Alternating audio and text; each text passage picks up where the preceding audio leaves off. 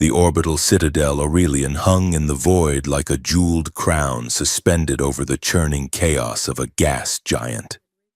Below the station's colossal glass rings, the planet roiled in bands of violent violet and bruised orange, a storm that had raged for 10,000 years.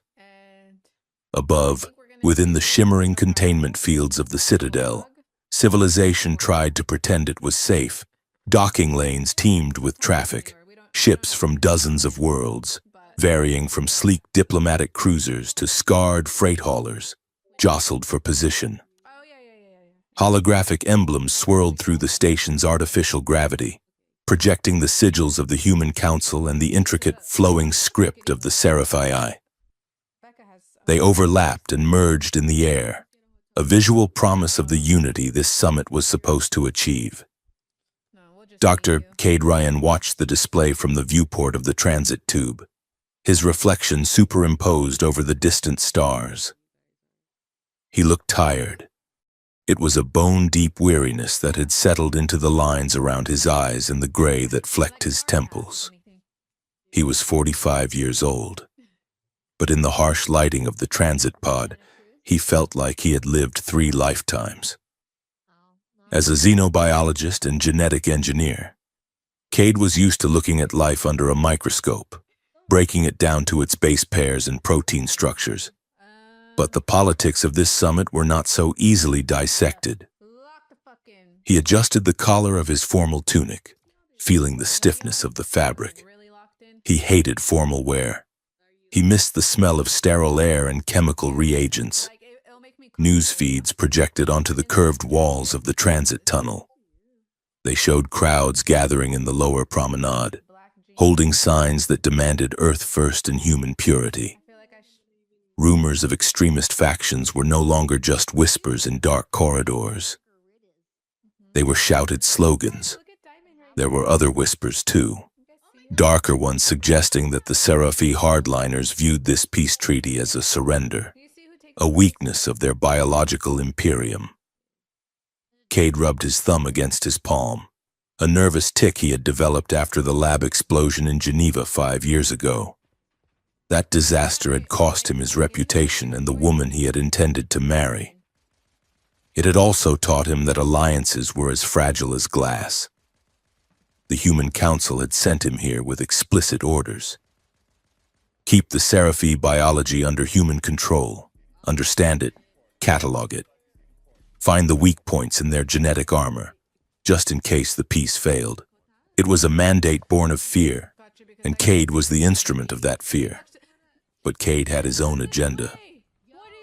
The transit pod hissed to a halt at a service junction. Cade stepped out, ignoring the signs pointing toward the Grand Hall. He turned left, navigating a labyrinth of maintenance corridors until he reached a nondescript bulkhead marked with a warning for radiation hazard. He placed his hand on the panel. The sensors read his biometric signature, the unique map of his veins, the heat of his skin, and the door slid open with a heavy pneumatic sigh. This was not an official council laboratory. This was a shadow deck, hidden between the environmental processing units and the hull plating. Inside, the air was cold and hummed with the sound of high-yield power conduits. In the center of the room stood a vertical biopod, glowing with an amber suspension fluid. Cade walked toward it, his footsteps echoing on the metal grating.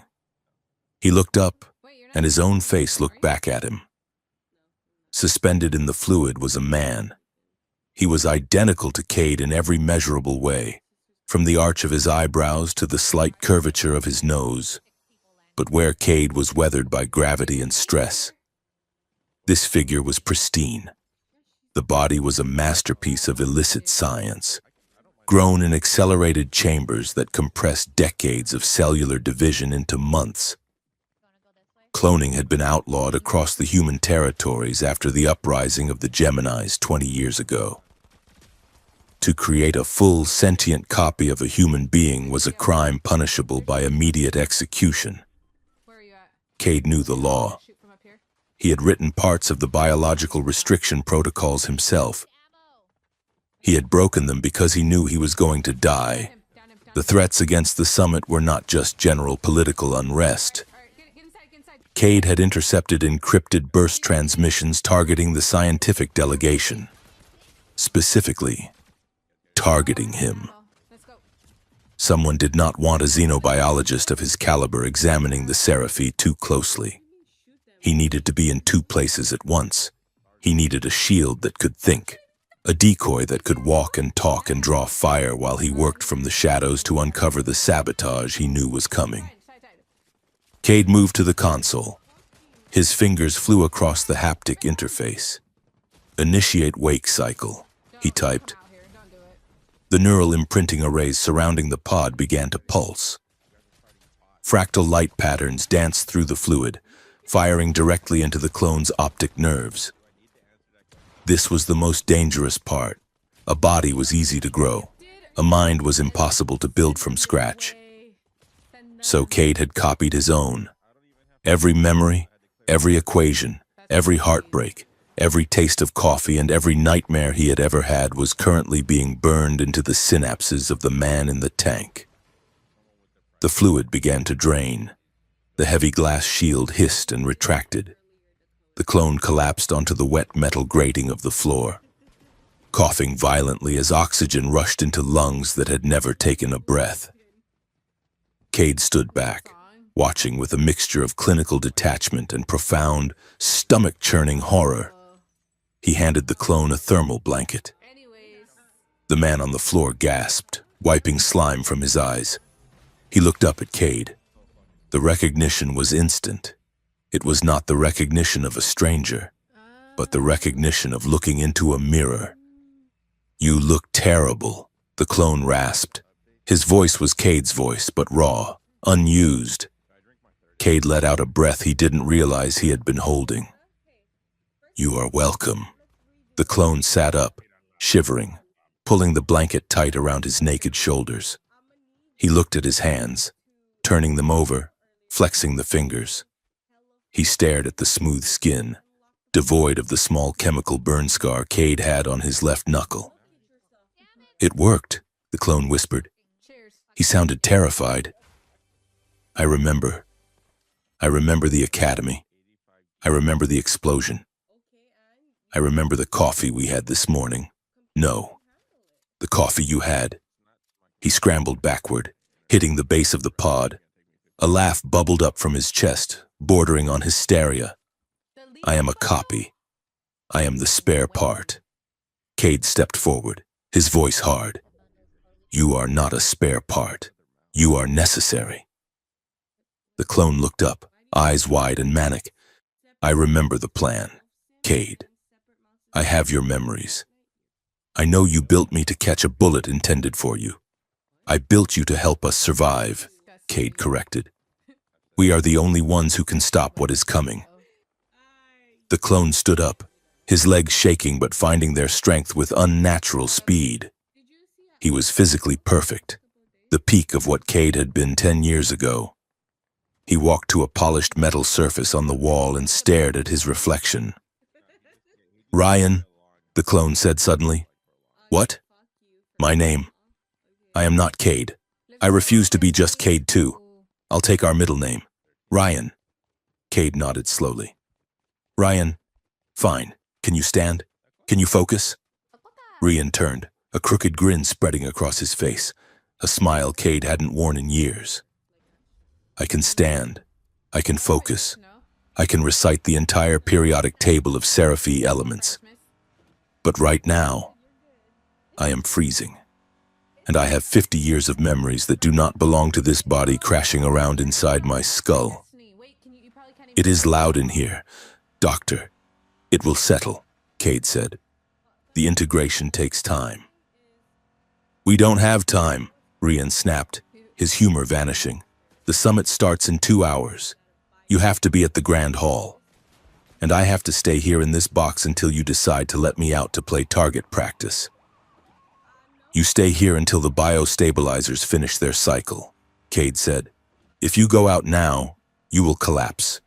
Your blood chemistry is still adjusting to the atmosphere." Ryan paced the small lab. His movement agitated. He stopped in front of Cade, standing toe to toe. They were the same height, but Ryan held himself differently, looser, more aggressive. "I know about her," Ryan said softly. Cade stiffened. "Who?" "The Seraphi delegate. Lysara. I saw her in the briefing packets you memorized yesterday. I can feel your reaction to her image. It is unprofessional." Cade stepped back, scowling. "That is irrelevant, is it?" Ryan pressed, tapping his own temple. "I have your feelings, Cade. I can feel the loneliness radiating off you like heat. You think she is the most beautiful thing you have ever seen, and you haven't even met her yet. Focus on the mission, Ryan," Cade warned. "I am focusing," Ryan countered. "I am just pointing out that for a man who claims to be purely logical, you have a very messy interior life. And now it is my interior life too." Cade turned away, unable to look at the living embodiment of his own psyche any longer. "Get dressed. There are synthesis rations in the locker. I have to go to the unveiling. Do not leave this room." Ryan sat on the edge of the medical cot, watching Cade with eyes that were too knowing. "Don't do anything I wouldn't do," he called out. Cade paused at the door. "That is the problem. Ryan, you are me. You would do exactly what I would do. That is why I am worried." The Grand Hall of Aurelian was a testament to the sheer scale of interstellar diplomacy. The ceiling was a dome of transparent aluminum, offering a panoramic view of the gas giant's rings. The floor was polished obsidian, reflecting the thousands of dignitaries that filled the space. Cade moved through the crowd, feeling the weight of the station's gravity. It was set to standard Earth norm, but the air felt heavy, thick with the pheromones of 50 different species and the ozone scent of energy shields. He nodded to the members of the Human Council, ignoring their sharp, expectant glances. He knew what they wanted. They wanted him to find a weapon hidden in the peace talks. The lights in the hall dimmed. A hush fell over the crowd, rippling outward from the central podium. The Seraphi delegation had arrived. They entered not from the main doors, but from the upper promenade, descending on gravity discs that operated in silence. There were 12 of them, tall and slender, their physiology a striking divergence from the humanoid norm. But it was the central figure who commanded the room. Lysara. She stepped off the disc, her feet touching the obsidian floor with the grace of a dancer. She was taller than Cade, her skin an opalescent white that seemed to hold an inner light. It shifted in color as she moved. Pearlescent swirls of soft blue and violet rippling beneath the surface. Her hair was not hair in the human sense, but filaments of bioluminescent fiber that flowed like water, catching the ambient light and refracting it into tiny stars. She wore ceremonial armor, plates of white ceramic and silver that hugged her form, practical yet elegant. Between the plates, Cade could see the faint, pulsing patterns of her bioluminescence. Cade felt the air leave his lungs. Ryan had been right. The holograms did not do her justice. Seeing her in person was like looking directly into a solar flare. It was blinding, terrifying, and utterly captivating. She moved through the crowd, flanked by her guards, heading toward the human delegation. As she approached, Cade felt a strange sensation in the base of his skull. A hum, a vibration that wasn't sound. Empathy. The Seraphi were known to communicate partly through projected emotional fields. She was scanning the room, tasting the mood of the summit. Her eyes, solid orbs of swirling indigo like twin galaxies, locked onto Cade. She stopped. The crowd parted around them. "Dr. Cade Ryan," she said. Her voice was melodic, resonating in his chest. "The Human Council's premier geneticist." Cade bowed, a clumsy gesture that felt too stiff. Lady Lysara, it is an honor. He straightened, and for a moment, the diplomatic noise of the room faded. He was just a man standing in front of a woman who looked like she had been forged from starlight. Lysara tilted her head. Her bioluminescent markings pulsed a soft, inquiring gold. You are nervous, Doctor. Cade blinked. Well, yes. This is a historic moment. The stakes are high. She stepped closer. The scent of her was like rain on hot stone and something floral that didn't exist on Earth. It is not just the politics, she said, her voice lowering so only he could hear. I can feel it. You carry a heavy guilt, Doctor, and something else. A tenderness? For whom? Cade felt a flush of heat rise up his neck. His ears burned. He had studied her biology for months, but he hadn't accounted for the fact that she could read him like a datapad. I apologize, he stammered. I meant no offense. I am just appreciating the efficiency of your bioluminescent display. Lysara smiled. It was a human expression, learned and practiced, but it reached her eyes. Efficiency. That is a very scientific word for blushing. Doctor. Cade cleared his throat, desperate to regain his footing. The honorific. I should have used the high Seraphi dialect. Sholtera Lysara. She laughed, a sound like chiming glass. That means honored grandmother. Doctor. I am not quite that old. Just Lysara will do. Cade winced. My linguistics module must be outdated. It is charming, she said. She extended her hand. It was a human gesture of greeting. Cade hesitated, then reached out to take it. As his skin touched hers, a shockwave of static electricity snapped between them. It wasn't just a spark. It was a jolt that made his teeth ache. Both of them flinched, pulling their hands back. Lysara's eyes widened. Her skin flared a bright, startled teal. What was that? Cade stared at his hand. His fingertips were tingling. He looked at her, and his scientific mind raced. That wasn't normal static. Her biofield had resonated with something in him, or rather, something in the alterations he had made to his own genetic code to facilitate the link with Ryan. An electrostatic discharge. Cade lied, though his voice lacked conviction. The station's humidity regulators must be running low. Lysara looked at him, her gaze penetrating. She didn't believe him. He could feel her skepticism washing over him, cool and sharp. Be careful, Dr. Rian, she said softly. You feel divided, like two notes played at once. Before Cade could respond, the human ambassador stepped in, sweeping Cade aside to shake Lysara's hand.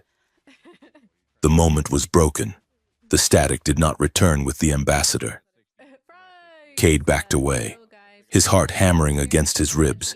He needed to get back to the lab. Ryan was pacing the length of the secret deck when Cade returned. He was wearing one of Cade's spare flight suits, the sleeves rolled up to his elbows. He looked restless, like a caged animal. You saw her. Rian said the moment the door sealed. Cade walked past him to the console, bringing up the biometric data from the summit. I met the delegation. Yes. Don't lie to me. Cade. I am in your head, remember? I felt it. The spike in heart rate, the dopamine flood. You touched her. It was a handshake, Cade muttered, typing furiously, and it went wrong. There was a feedback loop. Her biofield reacted to our neural link.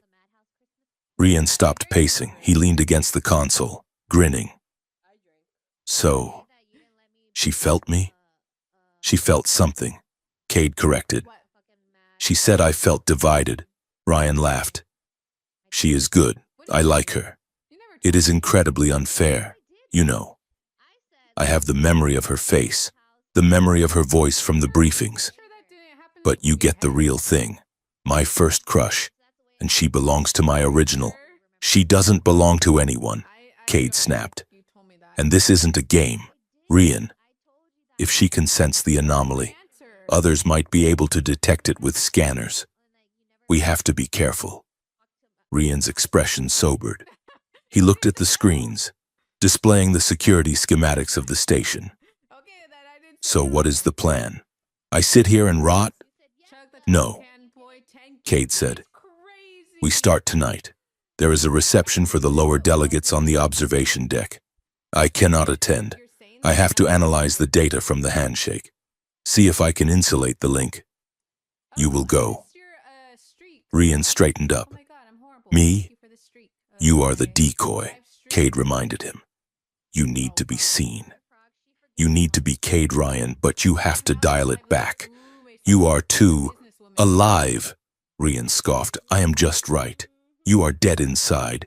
Be Cade Ryan, Cade ordered. The weary scientist, the stiffness, the tragic brooding gaze. Can you do it? Rian rolled his eyes. He slumped his shoulders, deadened his eyes, and put on a mask of exhaustion. It was a terrifyingly accurate impression. The Seraphi physiology is fascinating, Rian droned, mimicking Cade's cadence perfectly. But I am far too busy worrying about the heat death of the universe to enjoy a canapé. Cade didn't smile. Close enough? Keep your distance from Lysara. If she touches you, she might realize the difference. Rian smirked, dropping the act. No promises. Suddenly, the lights in the lab flickered. The hum of the power conduits deepened, dropping in pitch, then surging back with a whine. Cade looked up. That wasn't a standard fluctuation. Ryan moved to the viewport. The thick blast glass looked out into the docking lanes. Outside, a small shuttle, painted with the diplomatic colors of the Medical Transport Guild, was approaching the secondary ring. It was maneuvering for a standard docking procedure. Without warning, the shuttle disintegrated. There was no sound in the vacuum, just a silent, violent expansion of fire and debris. 1 second it was a ship. The next, it was a cloud of shrapnel spinning out into the void. Cade rushed to the window, standing beside Ryan. The orange light of the explosion reflected in 4 identical eyes. Alarms began to scream throughout the station, the red emergency lights pulsing in time with the panic that Cade could already feel rising in the decks above. That was the medical transport, Cade said, his voice cold. It was carrying the bioscanners I ordered from Earth. Rian looked at Cade, his face grim. They are not waiting for the summit to end. Cade nodded. The game has started. They stood together in the red strobing light, 2 men with one face, watching the fire burn against the backdrop of the endless storm. The peace summit had begun, and the first shot had already been fired. The summit continued with the grim mechanical persistence of a clock that refused to stop ticking, even as the gears began to grind. Following the destruction of the medical shuttle, security protocols on Aurelian had tightened into a suffocating noose. Blast shields remained half deployed over the viewports, casting long, serrated shadows across the station's promenade, and armed guards from 3 different species patrolled every junction. Yet, the diplomacy had to go on.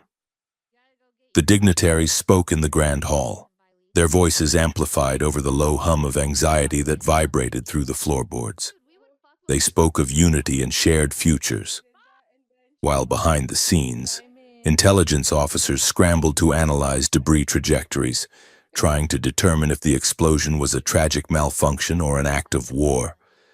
In the secluded safety of the hidden lab deck, Dr. Cade Rian was trying to teach a ghost how to haunt his own life.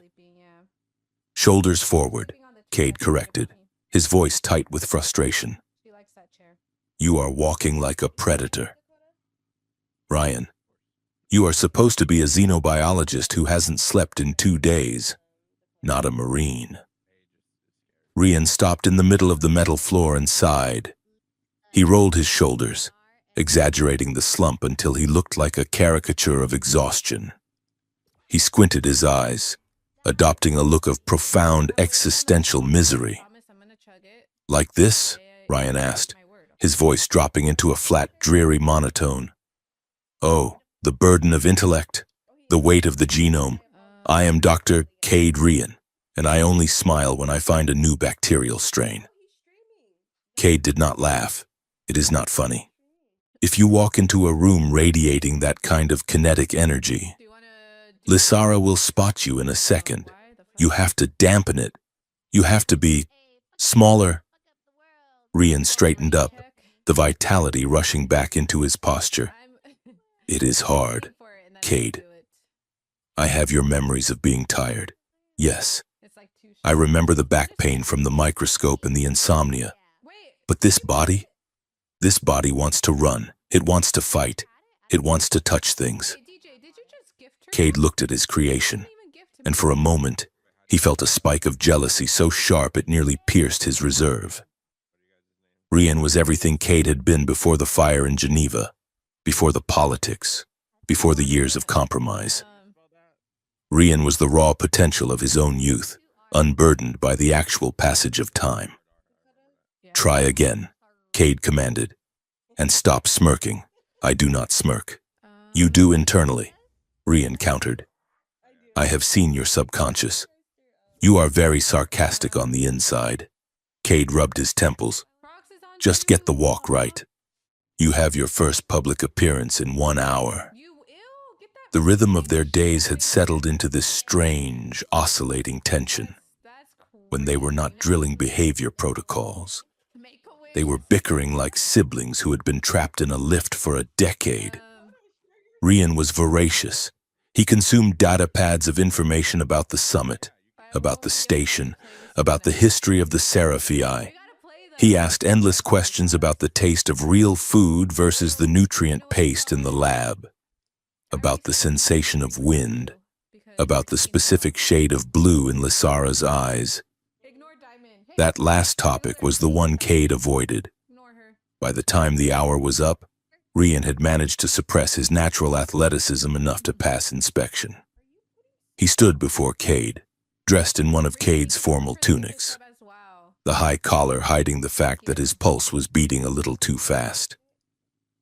"The Seraphie Biogardens," Cade said, handing Ryan a secure comms earpiece. "It is a diplomatic tour. Low stakes. You just need to walk through, look interested in the flora, and nod when the High Gardener speaks. I will be in the data hub, tracing the signal from the shuttle explosion."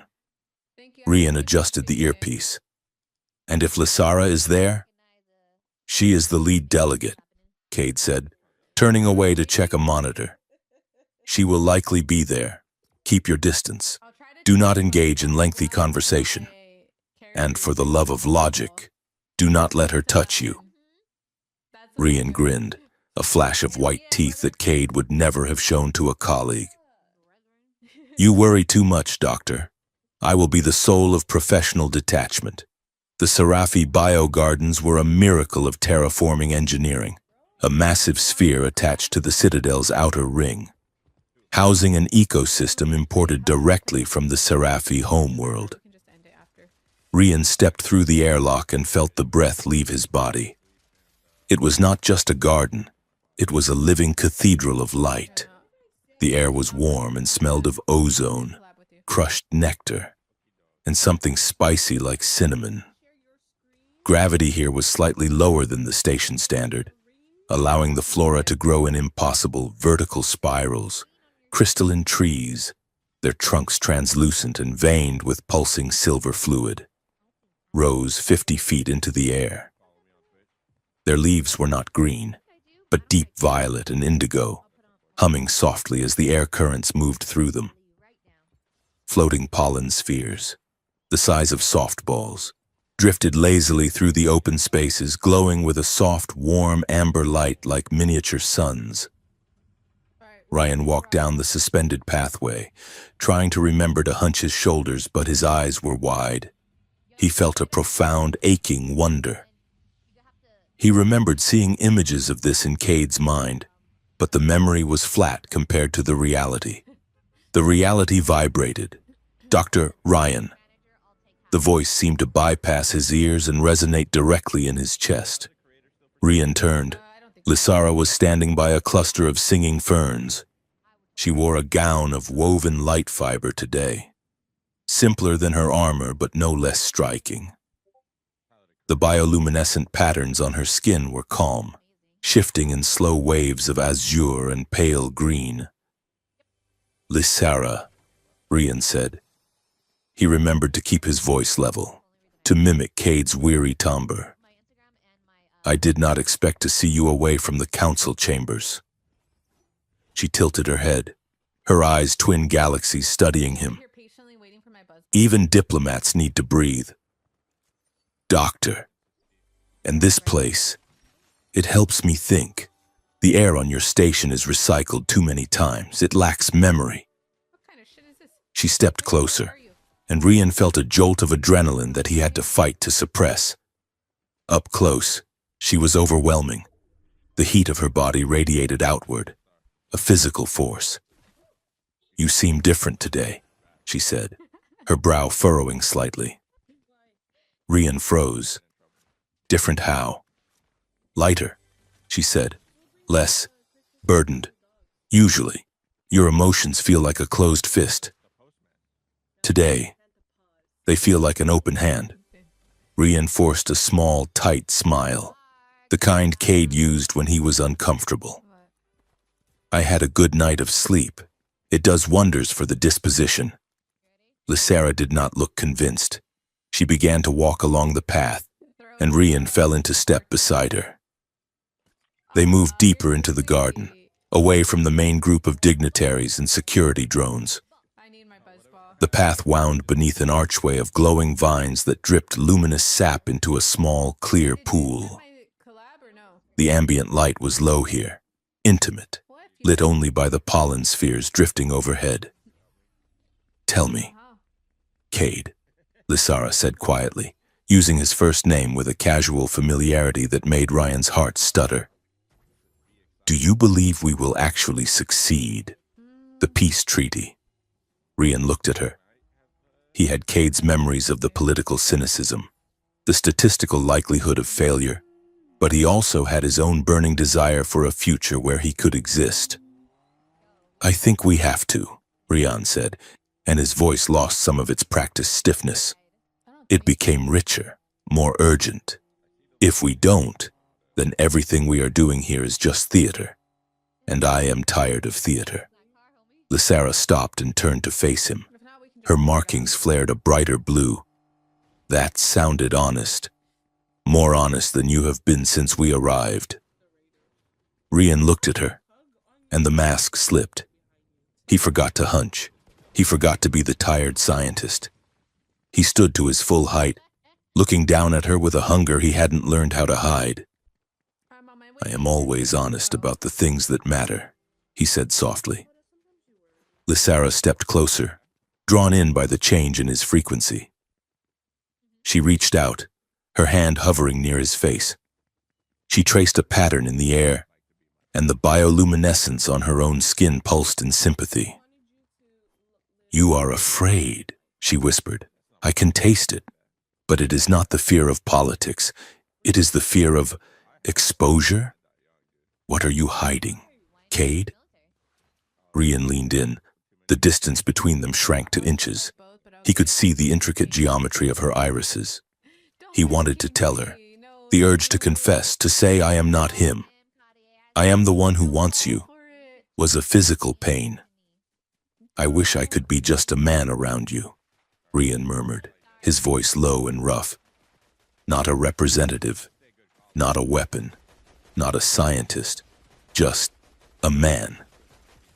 Lysara's breath hitched. Her glow flared, turning a soft, flushed pink. The words had hit a target.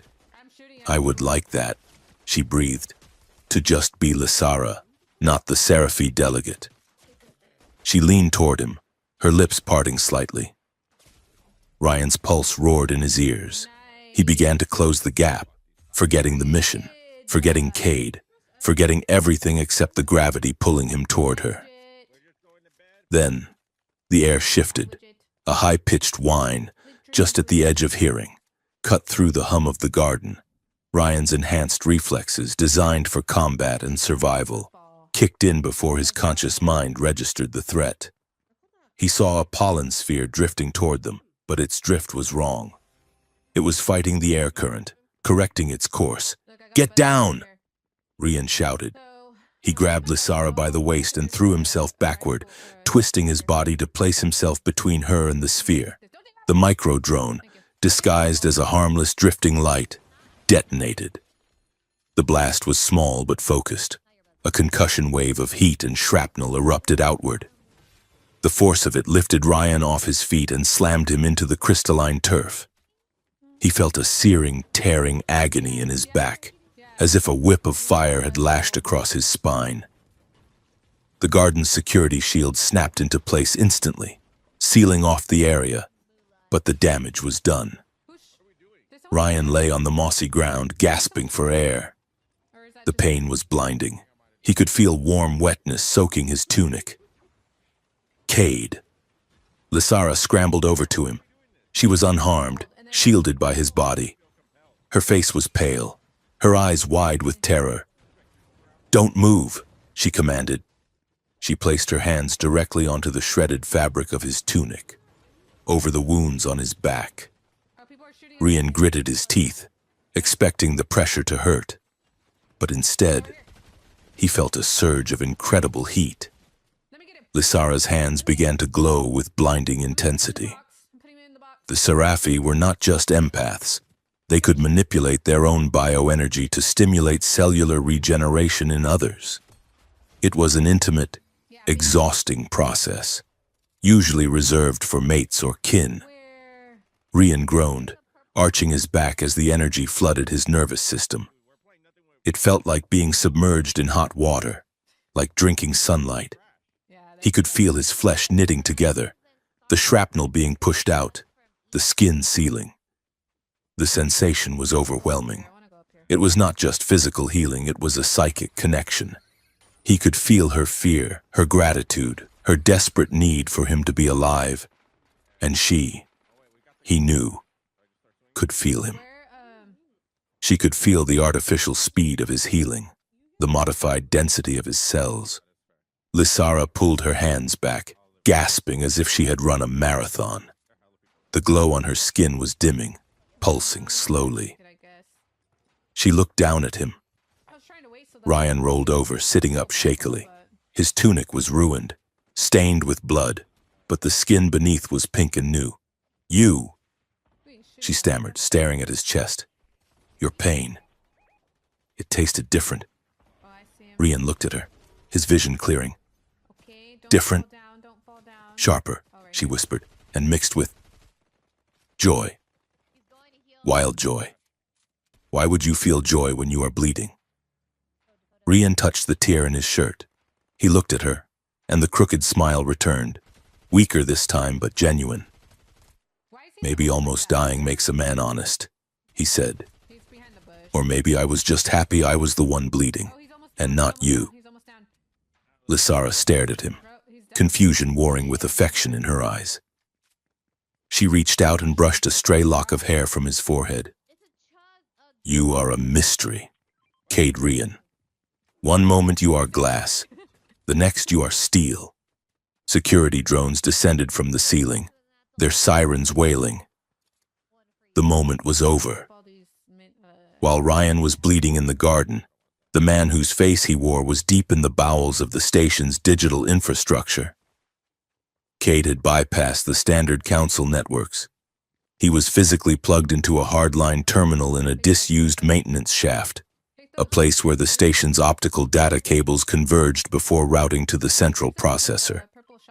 It was dark, hot, and smelled of dust. Cade typed with one hand, the other holding a flashlight steady. He was tracing the electronic signature of the micro-drone that had attacked the shuttle.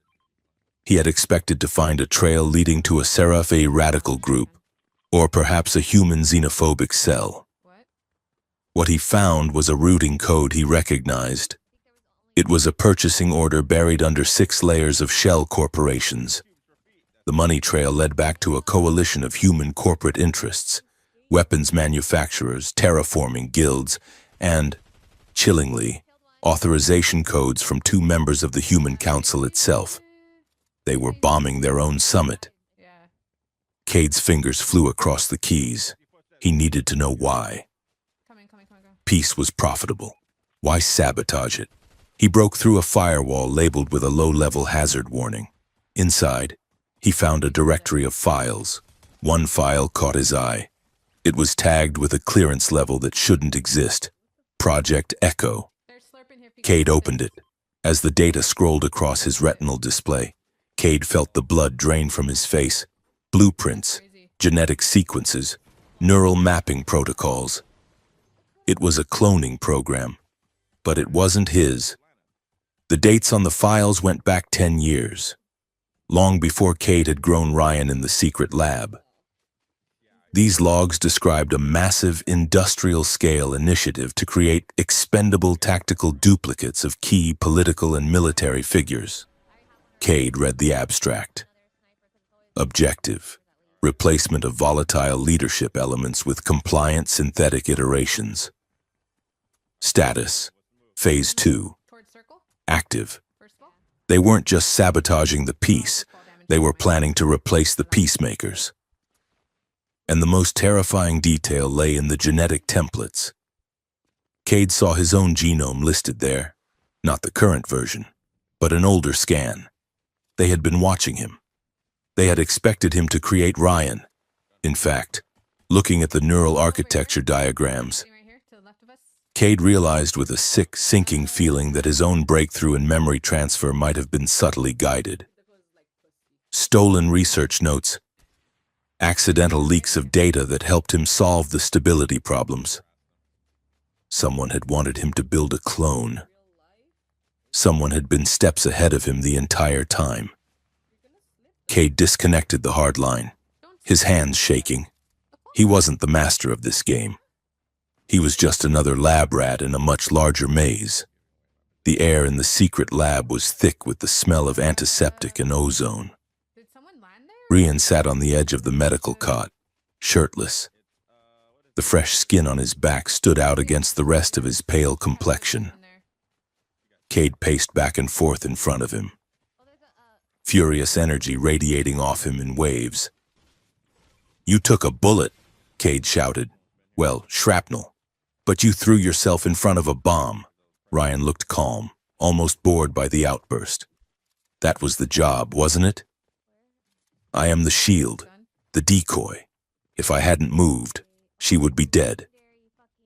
"You exposed yourself," Cade countered, spinning around. "You let her touch you. You let her heal you. Do you have any idea how dangerous that is? Her bioenergy interacts with our modified cell structure. She could have felt the acceleration markers. She could have sensed that you are less than a year old." "She didn't," Ryan said quietly. "She just thought I was strong." Cade stopped. He looked at the ruin of the dress tunic on the floor. "You are reckless. Ryan, you are playing a role, but you are improvising too much."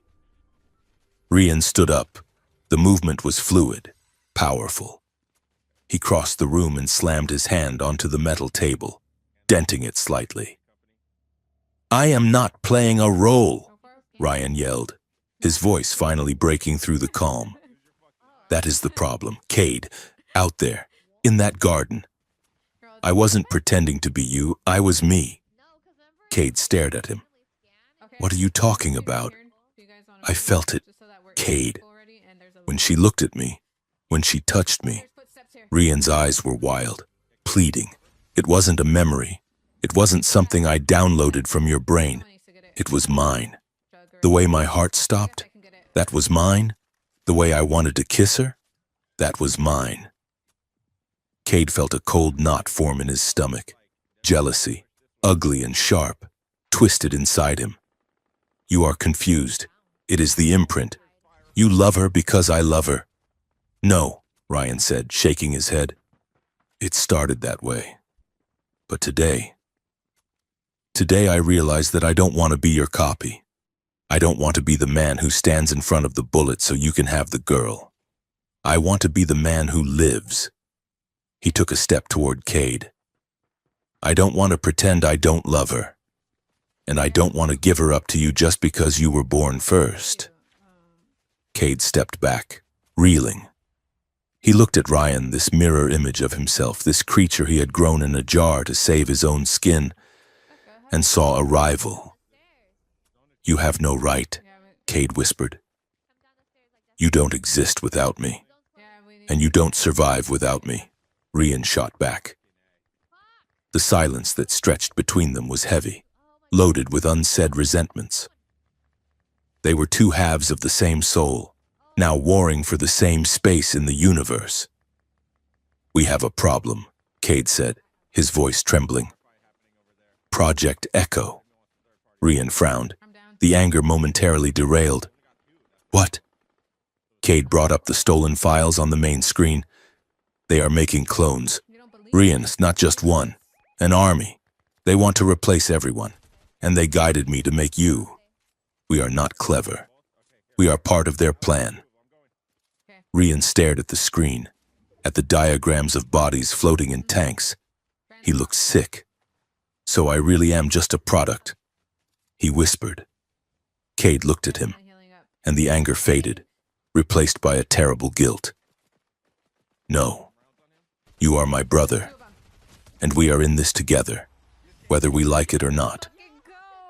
Later that evening, the tension in the station was palpable. The attack in the garden had rattled everyone.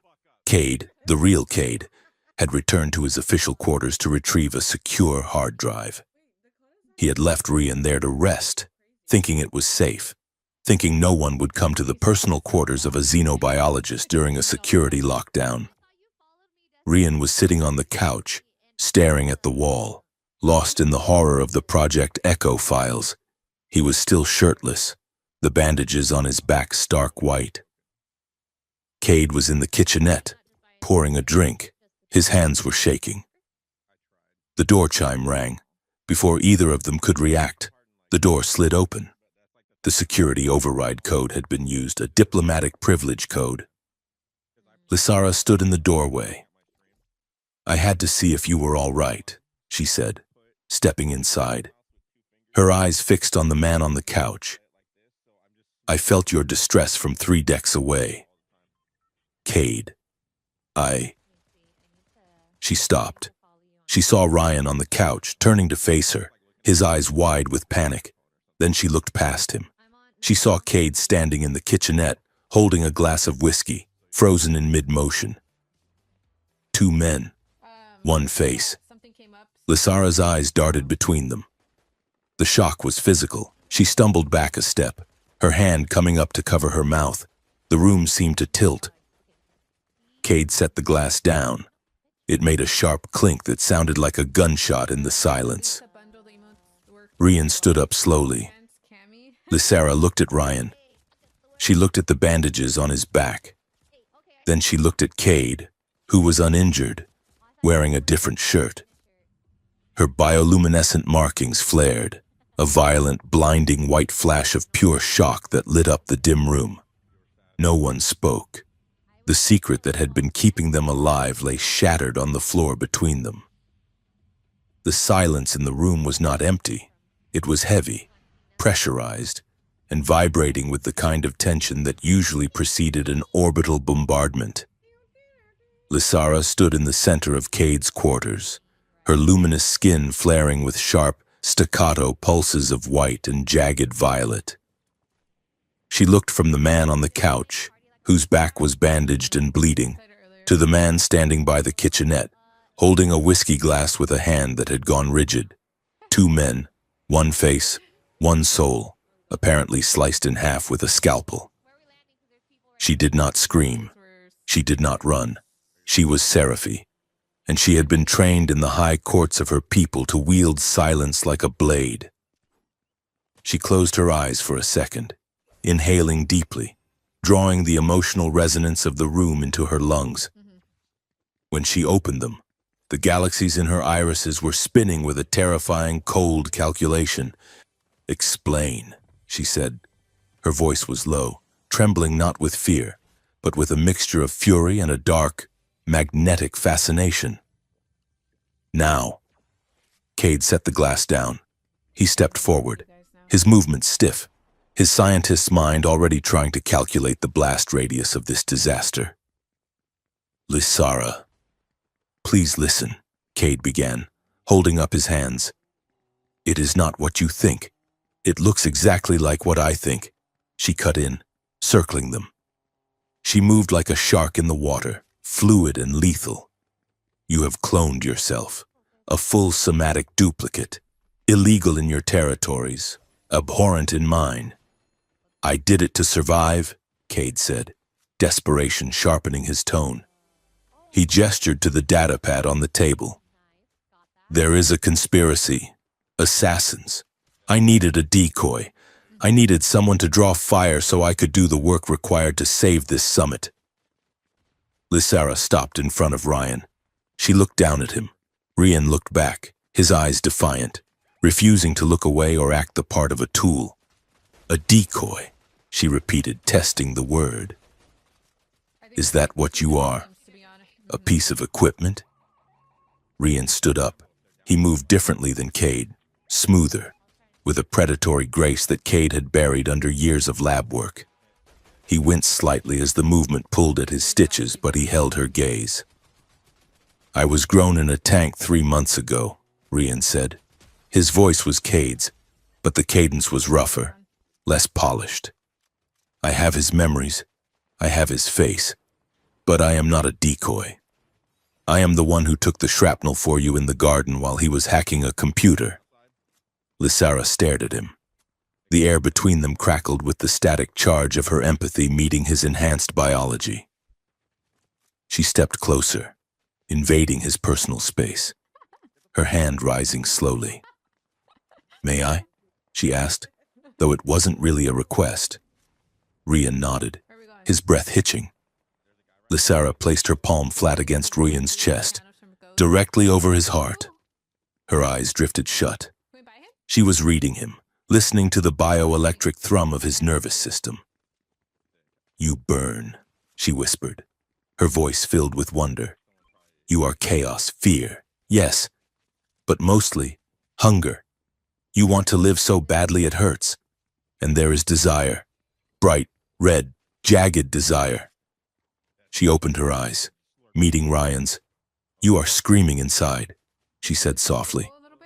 Ryan swallowed hard. "I told you. I am not a tool."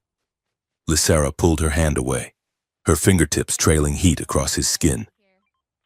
She turned to Cade. She walked to him and placed her hand on his chest. Cade flinched, but he didn't pull away. He watched her face, terrified of what she would find. "And you," she murmured. "You are heavy. You taste like gray stone and old rain. Guilt. So much guilt it is choking you. You are terrified, Cade, not of dying, but of being responsible for everything going wrong." She stepped back, looking at both of them. The visual symmetry was disorienting, but the emotional signatures were distinct chords, one minor and melancholic, one major and dissonant. "This is madness," she said, shaking her head, the light in her hair swirling in agitated patterns. "If the Seraphi hardliners discover this, they will not just leave the summit.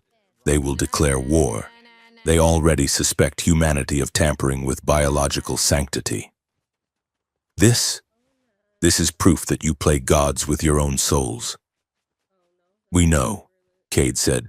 "That is why no one can know." Ryan snorted, breaking the sacred atmosphere of the moment. He sat back down on the couch, sprawling with a casual disregard for the gravity of the situation. "Well, it is a bit late for that, isn't it?" Ryan said. "You know. And honestly, it might be for the best." Lysara glared at him. "How is this for the best?" Ryan grinned, and it was a reckless, charming expression that Cade never wore. Because now we can coordinate. We can work out a schedule, a Cade rotation. I take the mornings. He takes the afternoons. You never have to be bored. Lysara stared at him, stunned. Then, a short, undignified sound escaped her throat, a snort of laughter she couldn't suppress.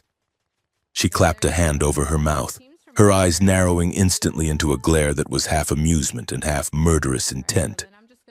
If you make a joke like that again, she warned, her voice dropping an octave, I will let the council execute you. Rian held up his hands in mock surrender. Understood. No jokes about the benefits of having two boyfriends. Boyfriends? Cade sputtered, his face turning a deep crimson. Ryan, shut up. Lysara took a deep breath, the humor vanishing as quickly as it had appeared. Her markings settled into a steady, resolute gold. I will keep your secret, she said, but not for you, Cade, and not for your clever jokes. Ryan, I will do it because if this summit fails, my people will be enslaved by the corporations I saw in those files. She looked at them both, her posture regal. But we need ground rules. First, we use this. We use the fact that there are two of you to find the people running Project Echo. Second, I am not a prize. I am not a bone for two dogs to fight over. Cade nodded quickly. Of course. Rian looked at her, his expression softening. I never thought you were a prize. Lysara, I know you are the one holding the leash. Lysara held his gaze for a long moment, the air charged with a heat that had nothing to do with the room's temperature. We will see, she said. The next 48 hours were a blur of high-stakes espionage and surreal duality. They fell into a rhythm that was terrifyingly effective. Cade and Ryan became a single entity operating in two places at once. They developed a system of signals and encrypted bursts to swap places, utilizing the hidden maintenance corridors of Aurelian to move unseen. When Cade needed to present a report on xenobiological compatibility to the Joint Committee, he stood at the podium, articulate and precise. Meanwhile, Rian, wearing a technician's jumpsuit and Cade's face smeared with grease, was 3 decks down, physically splicing into a shielded data conduit to bypass a firewall Cade couldn't crack remotely. The strangest part was the link. It had started as a shared memory bank, but stress was welding it into something else. Cade was in a meeting with the human high counselor, listening to a droning speech about trade tariffs. Suddenly, his left leg buckled. A phantom pain, sharp and searing, shot through his shin. He gasped, grabbing the table. Dr. Rian? The counselor asked. Cade gritted his teeth. A cramp. Apologies. 3 miles away, in a cargo bay. Rian hissed as he dragged himself out from under a collapsed heavy lifter droid that had slipped its gears. He rubbed his bruised shin. Watch it, Ryan muttered to the empty air. You are projecting, old man. It wasn't just pain. It was thoughts. When they were tired, when their mental defenses were low, the bleed-through became disorienting. They would be debriefing in the lab, and Rian would start a sentence. The encryption key is based on a fractal, and Cade would finish it without thinking. Algorithm from the 3rd Seraphi dynasty.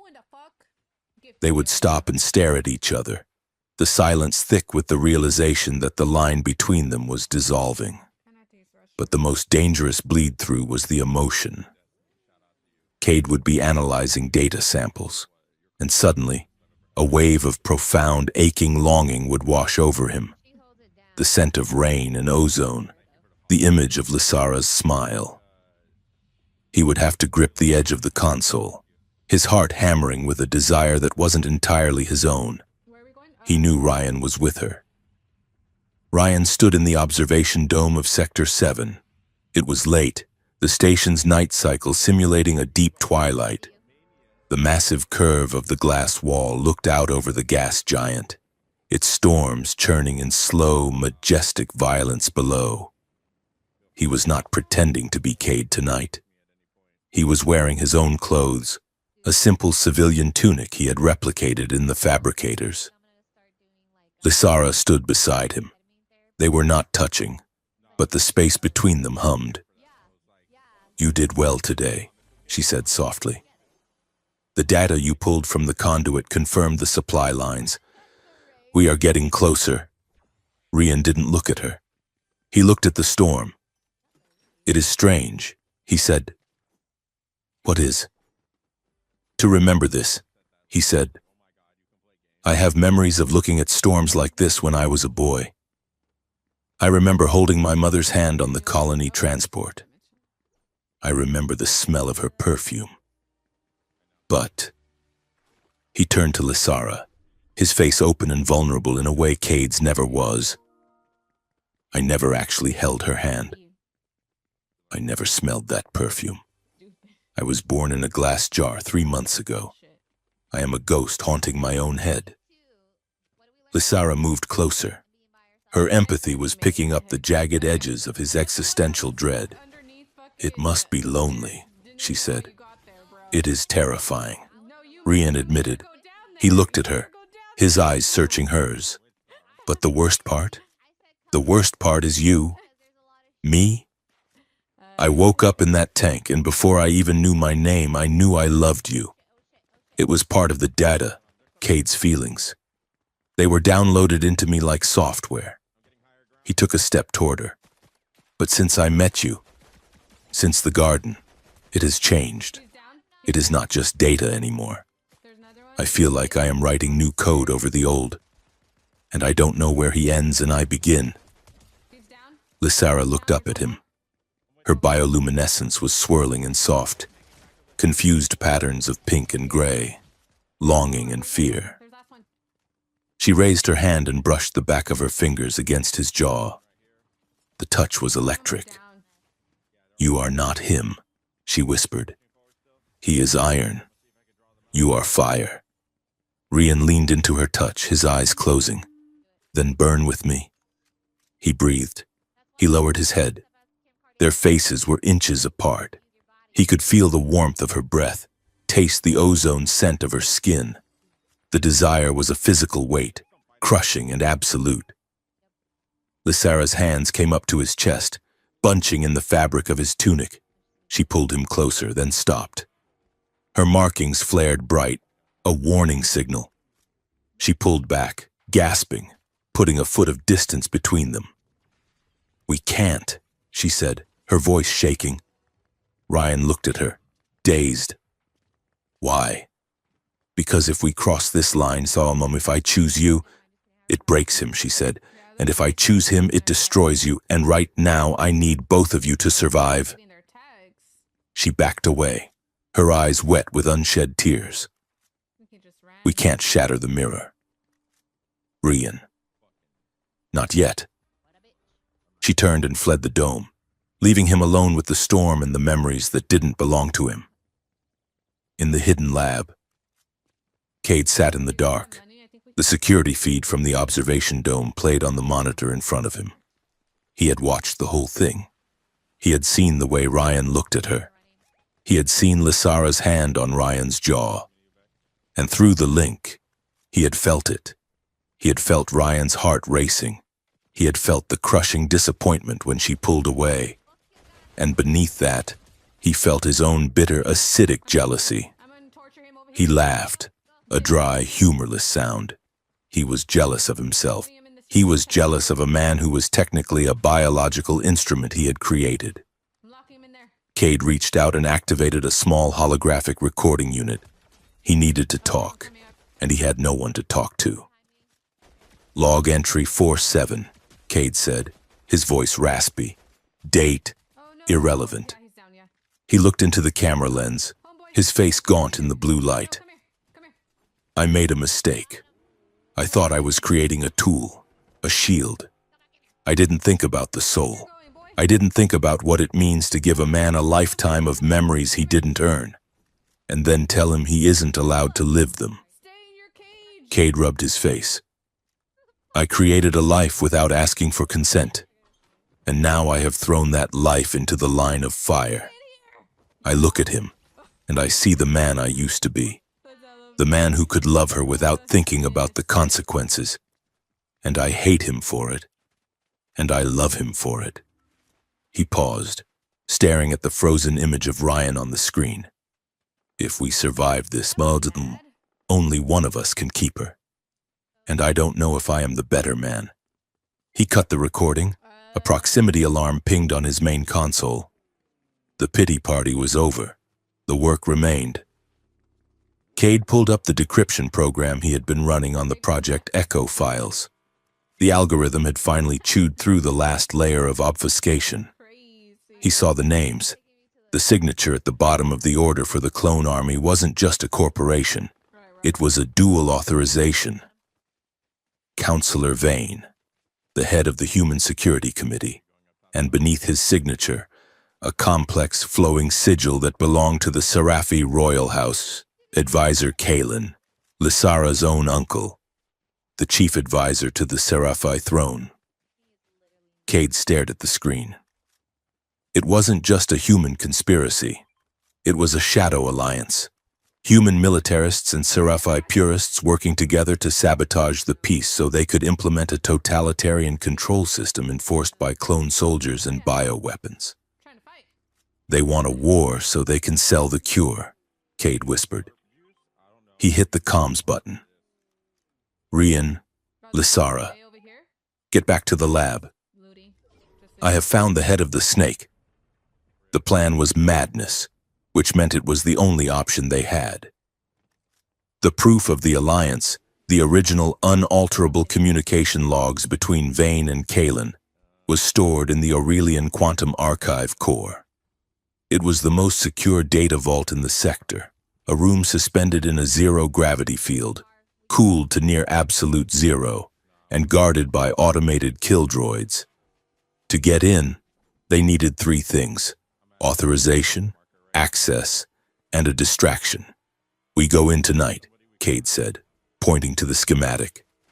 The summit's closing ceremonies are tomorrow. If they are going to strike, it will be then.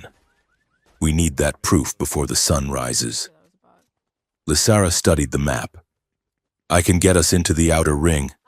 My diplomatic clearance is level 1, but the inner vault requires a retinal scan from a council member.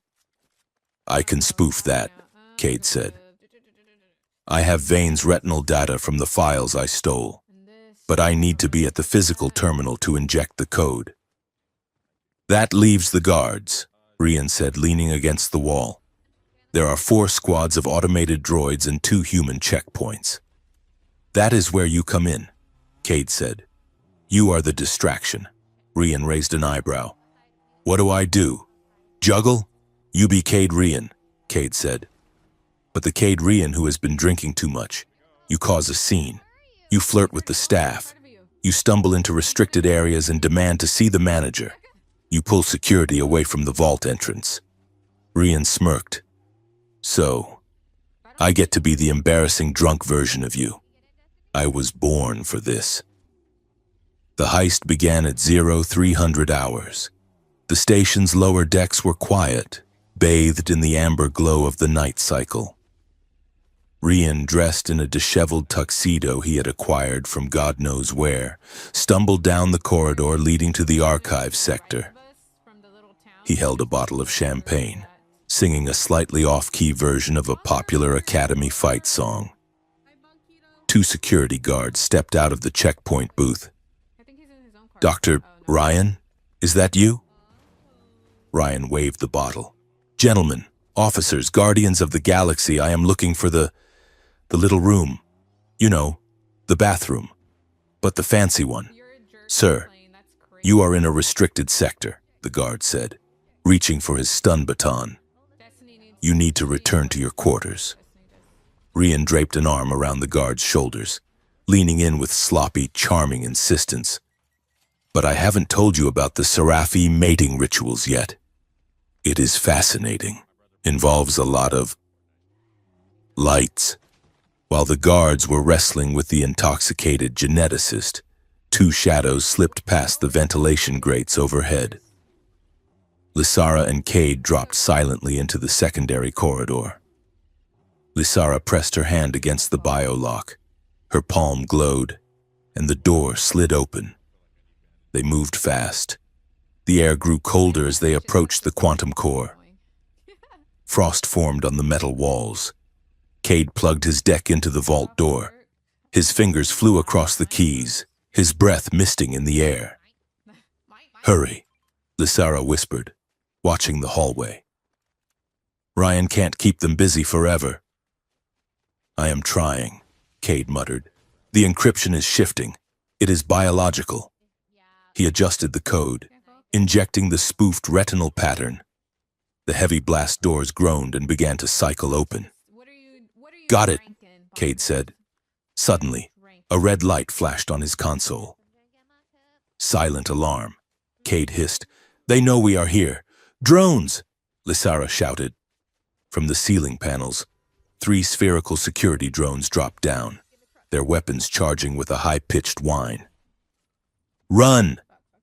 Cade grabbed his deck and they sprinted through the opening door, but the drones were blocking the path to the vault.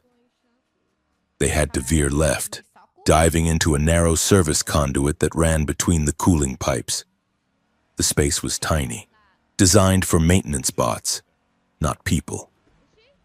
Cade and Lysara scrambled inside, jamming the hatch shut behind them just as a laser blast scorched the metal.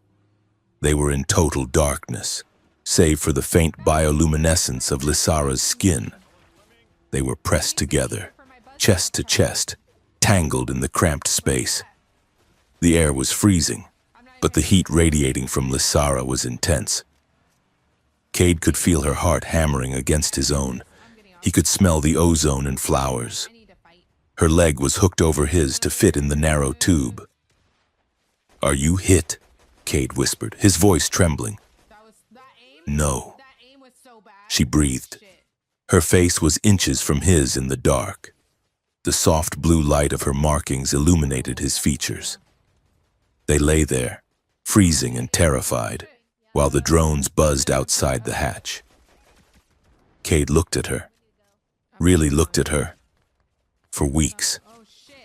He had watched Ryan flirt with her, watched Ryan fall for her, all while telling himself he was too old, too damaged, too professional, but pressed against her in the dark. The logic failed. "Lysara," he said. She didn't pull away. She looked at him and her eyes were not fearful. They were wide and dark. "You are not him," she whispered, echoing the words she had said to Ryan. "You are the iron. Iron protects," Cade said softly. He shifted, his hand coming up to cup her face. It was an instinctive motion, one he hadn't planned. Lysara's breath hitched. She leaned into his palm. The connection between them wasn't the fiery electric spark she had with Ryan. It was deeper, slower. It was the gravity of a planet, pulling a moon into orbit. "Cade," she whispered. He leaned in. The desire that washed over him was terrifying in its purity. He wanted to kiss her. He wanted to forget the conspiracy, the clone, the summit, and just be the man holding her in the dark. Her lips parted, their breath mingled. And then, the conduit was flooded with blinding red light. Klaxon alarms shattered the silence, screaming from every speaker in the deck. "Perimeter breach. Sector 4. Seal all exits." The moment shattered like glass. "They found us," Lysara said, the tenderness vanishing instantly into warrior focus. Cade shoved the hatch open. "We have to move. If we get trapped in here, we freeze." They scrambled out of the conduit, back into the flashing red chaos of the hallway. The romance was gone, replaced by the desperate need to survive. But as they ran, Cade could still feel the phantom warmth of her skin on his hand. And he knew, with a sinking certainty, that things had just become infinitely more complicated. Rian's voice crackled in his earpiece. "Guys?" I think I might have punched a guard, and there are a lot more of them coming. We need to leave. Now! Cade grabbed Lysara's hand. To the vents! They sprinted into the darkness, the proof of the conspiracy still locked in the vault behind them, and the triangular geometry of their love story tightening like a noose. The data they had stolen from the Quantum Archive core was not just a smoking gun. It was a nuclear warhead. Back in the safety of the hidden lab, the holographic display bathed the room in a cold, jagged blue light. Cade, Lysara, and Ryan stood in a semicircle around the central table, watching the decrypted files scroll past. The adrenaline of the heist had faded, replaced by a sick, hollow dread that settled in the pit of their stomachs. The files detailed a synchronized terror attack scheduled for the final ceremony of the summit. It was a masterpiece of manufactured chaos. Drones disguised as decorative lighting would target the Sci-fi delegation, specifically Lysara. The ensuing panic would justify the declaration of martial law by the Human Security Committee. Under the Emergency Powers Act, Councillor Vane would seize control of the station, and Seraphy advisor Kalen would use the human aggression to purge the moderate factions within his own government. But that was standard political treachery. What came next was the nightmare. Cade froze the scrolling text.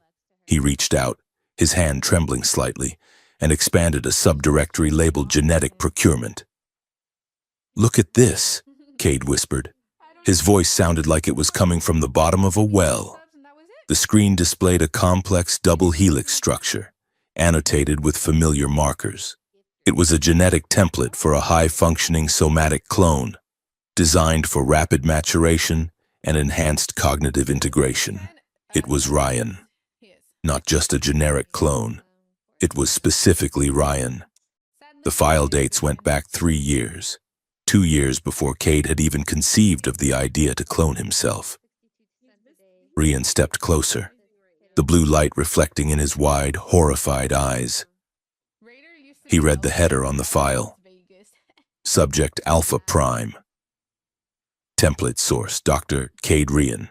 Acquisition method Induced necessity. Induced necessity. Ryan read aloud. The words tasted like ash in his mouth. Cade gripped the edge of the console until his knuckles turned white. They didn't just steal my research. They planted it. The leaked papers on memory transfer stability, the breakthrough I thought I made last year, it was fed to me. They wanted me to build you. Ryan looked at Cade, then at the screen, and finally down at his own hands. He felt a wave of vertigo so violent he had to grab the table to stay upright.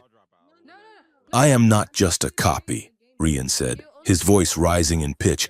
"I am a product. I was ordered from a catalog before I even existed."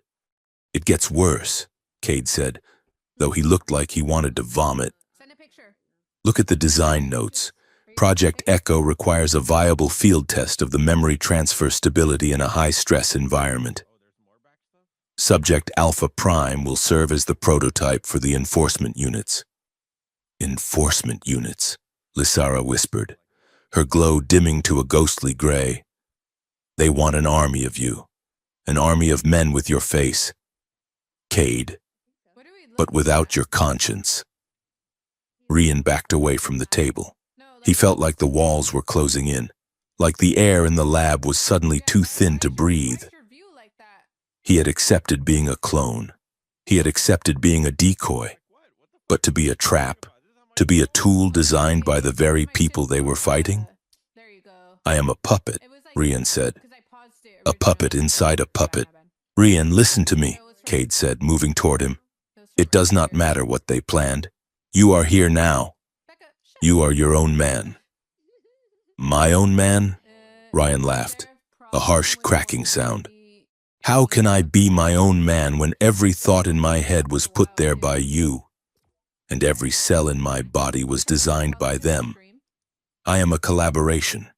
Cade, I am a group project." He spun around, knocking a tray of instruments to the floor with a deafening clatter.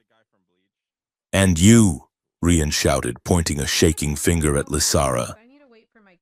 "You look at me with those sad galaxy eyes and you talk about souls, but you are just managing the asset.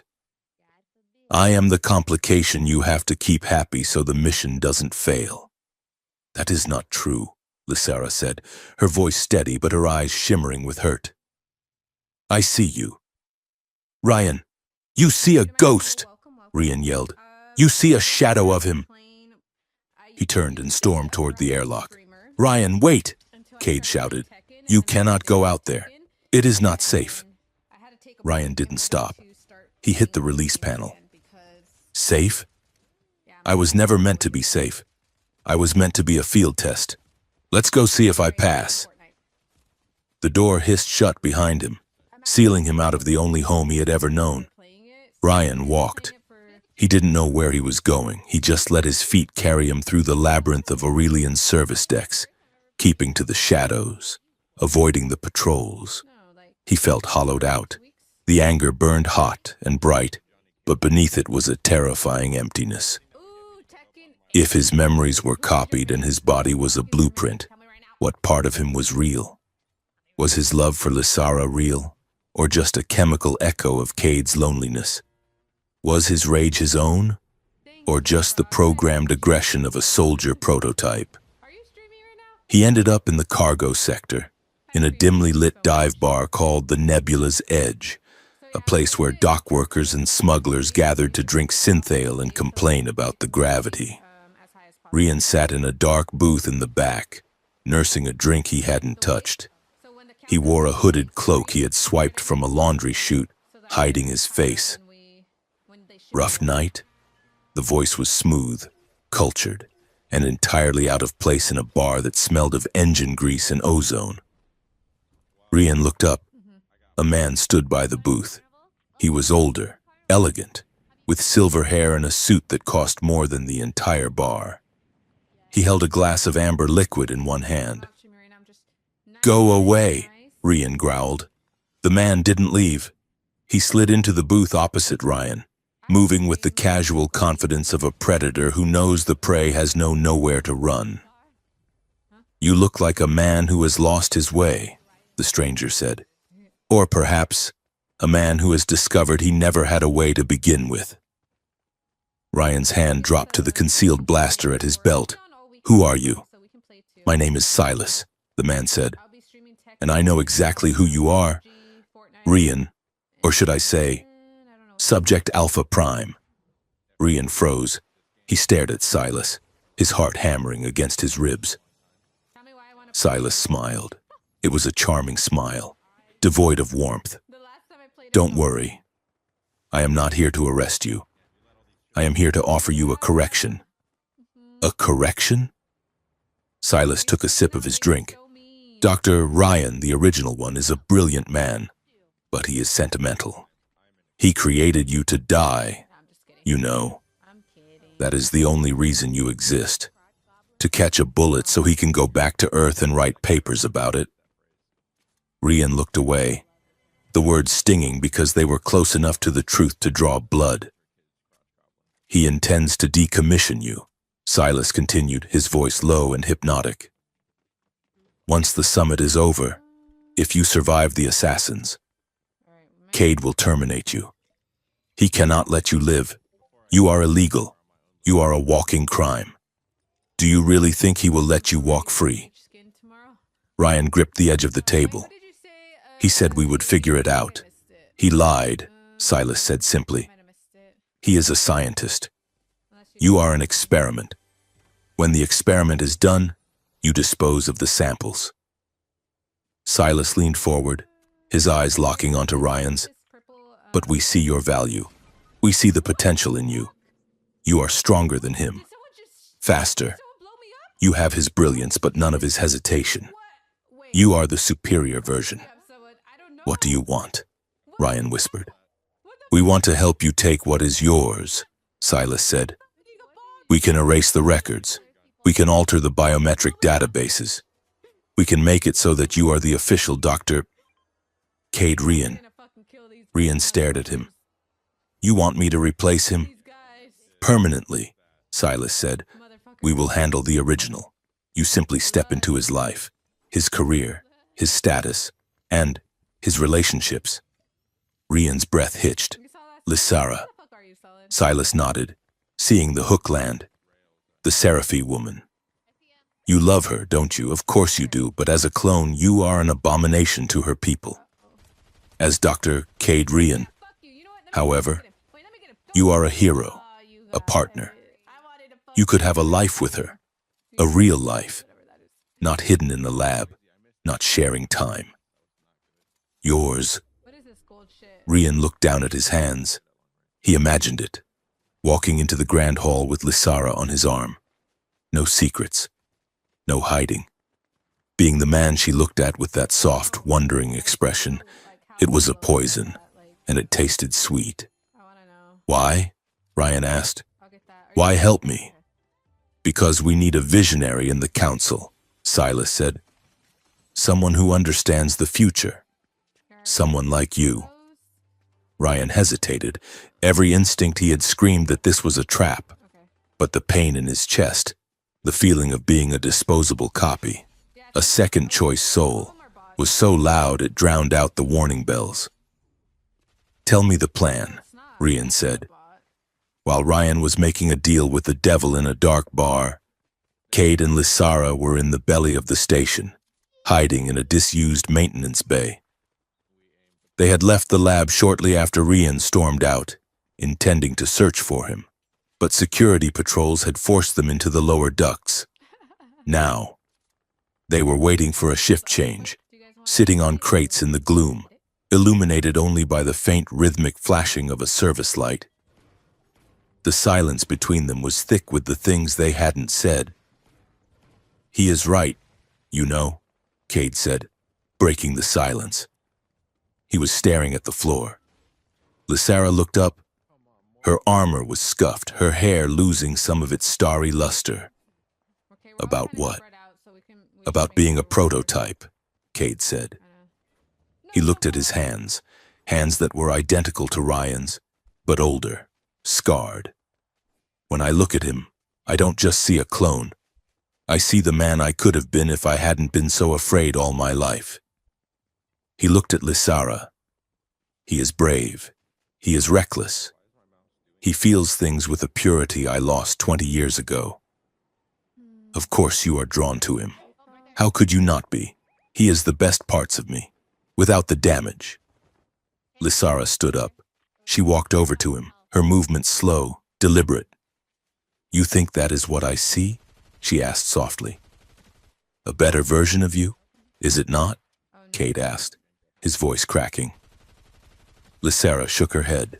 She stopped in front of him, close enough that he could feel the warmth radiating from her biofield. I am drawn to him. Yes, she admitted. He is a fire, Cade. He burns so bright it makes me dizzy. But fire burns out. She reached out and took Cade's hands. His fingers were cold, hers were hot. You are not broken, Cade. You are weathered. You have carried the weight of your world and mine for weeks without breaking. You made a desperate choice to create him. Yes. But you did it to save peace, to save lives. She looked into his eyes, her own swirling with deep indigo currents. Rian demands the world. You try to save it. That is the difference, and that is why I am confused. Because I want the fire, but I need the iron. Cade looked at her, and for the first time, he let the walls down. He let her see the raw, terrified longing he had been hiding behind his sarcasm and his science. Lysara, he breathed. She didn't wait. She stepped forward and kissed him. It wasn't like the near miss with Rian in the observation dome, charged with frantic, forbidden energy. This was slow. It was heavy. It was the collision of two planets that had been orbiting each other for a lifetime. Cade froze for a split second. Then he made a noise low in his throat and pulled her closer. His hands found her waist, gripping the ceramic plating of her armor, then moving up to the warmth of her back. Lysara's markings flared. It wasn't a flash, but a bloom, a deep, resonant crimson that flooded the dark room with the color of a heartbeat. She tasted like ozone and starlight. She felt like an anchor. The kiss deepened, becoming desperate. Years of loneliness, of Cade's isolation and Lysara's diplomatic solitude poured into the space between them. It was a claiming, a recognition. They broke apart, breathless, their foreheads resting against each other. Cade's hands were trembling on her arms. Lysara's eyes were wide, the pupils blown, the galaxies within them spinning fast. Cade stammered, his voice wrecked. We shouldn't have done that. Why? Lysara whispered, her voice fierce. Because it is complicated. Because of Ryan. Because he will feel it, Cade said, realizing with a jolt of horror what they had just done. The link, in the booth at the nebula's edge. Ryan gasped. He dropped his glass. It shattered on the floor, amber liquid splashing his boots. He doubled over, clutching his chest. It wasn't pain. It was worse. He felt the pressure of her lips. He felt the rough slide of Cade's hands on her back. He felt the overwhelming tidal wave of her affection, deep, rooted, and profound. He felt the kiss, but he felt it from the outside. He felt it as a voyeur. He tasted the sweetness, but he knew, with absolute crushing certainty, that it wasn't for him. The emotional resonance Lysara was projecting wasn't the wild, frantic heat she gave Ryan. It was safety. It was home. She had chosen. Ryan slammed his fist onto the table, cracking the synthetic wood. A tear leaked out of his eye, hot and angry. She lied. Ryan hissed. They both lied. Silas watched him, his expression unreadable, calculating. I take it you have received confirmation of your status. Ryan looked up. His eyes were red-rimmed, his face twisted into a mask of pure betrayal. I'm in, Ryan said, his voice dead. Tell me what I have to do. The plan moved quickly. Silas led Ryan out of the bar and into a waiting transport. They ascended to the upper spires of Aurelian, the restricted residential ring reserved for the ultra-wealthy and the high-ranking conspirators. Ryan sat in silence, letting the cold fury harden into a shell around his heart. He told himself he was doing this to survive. He told himself that Cade and Lysara had betrayed him first. They arrived at a penthouse suite that overlooked the entire station. The walls were glass, the furniture sleek and expensive. Counselor Vane was waiting for them. He was a small man with eyes like flint. Beside him stood a figure Ryan recognized from the stolen files, Advisor Kalen, the Seraphi traitor. Ah, the better half, Vane said, smiling as Ryan entered. You are a marvel, truly. The resemblance is uncanny. Ryan didn't smile. Cut the pleasantries. When do we make the switch? Tonight, Vane said. We have arranged a private meeting for Dr. Ryan near the reactor core. A tip about the sabotage. He will go. We will ambush him. It will be quick. You will emerge from the meeting as the survivor. And the girl? Ryan asked. Kalen stepped forward. His Seraphi robes were dark, woven with threads of suppression metal. My niece will be managed. She will be told that Cade survived but was injured. She will nurture you. And in time, she will not know the difference. Ryan felt a flicker of revulsion, but he stomped it down. Fine. There is one more thing, Vane said. He tapped the table, and a holographic map of the station appeared. Once you are in place, you will authorize the deployment of the security assets. Ryan looked at the map. It showed thousands of dots appearing in the habitat ring. What assets? The echo units, Vane said. He swiped his hand, and the display changed. It showed video feeds from a hidden facility deep within the gas giant's atmosphere. Rows and rows of stasis tanks. Inside them were soldiers. But they weren't just clones. Rian stepped closer, squinting at the feed. They were monstrosities, humanoid forms, bulky and muscular, but their heads were encased in cybernetic control helms. And their skin glowed with faint, sickly patterns. "You spliced them," Ryan whispered. Vane nodded proudly. "Human durability, Seraphi bioenergy. We harvested the genetic material from Seraphi prisoners. These units are not just soldiers. They are psychic disruptors. They project a field of fear." Kalen smiled, a cruel, thin expression. "We will use them to bring order to my people. The Seraphi are too chaotic, too emotional. These units will suppress their empathy. They will be docile. Perfect workers." Rian stared at the screen. He saw the face of one of the soldiers in the tank. It was blank, lobotomized, a slave. And then he looked at the schematic for the psychic field. It targeted the Seraphi biolimbic system. It would strip them of their will. It would turn Lysara, the woman who felt the turning of the stars, whose laugh was like music, into a hollow shell. They weren't just going to kill Cade. They were going to lobotomize an entire species. Rian felt the ice in his heart crack. He had agreed to replace Cade. He had agreed to steal a life. But this was genocide. This was turning love into slavery. He looked at Vane's smug face. He looked at Kalen's traitorous eyes. And he realized that he was looking at his true creators. These were the men who had designed him. And if he went through with this, he would be exactly what Cade feared, a monster without a soul. Rian forced a smile. It felt like stretching scar tissue. Impressive. Rian lied. Truly visionary. Vane clapped him on the shoulder. "I knew you were the rational one. Prepare yourself. The ambush is in 2 hours." Rian was left alone in a preparation room to get into character. He stared at his reflection in the mirror. He looked like Cade. He sounded like Cade.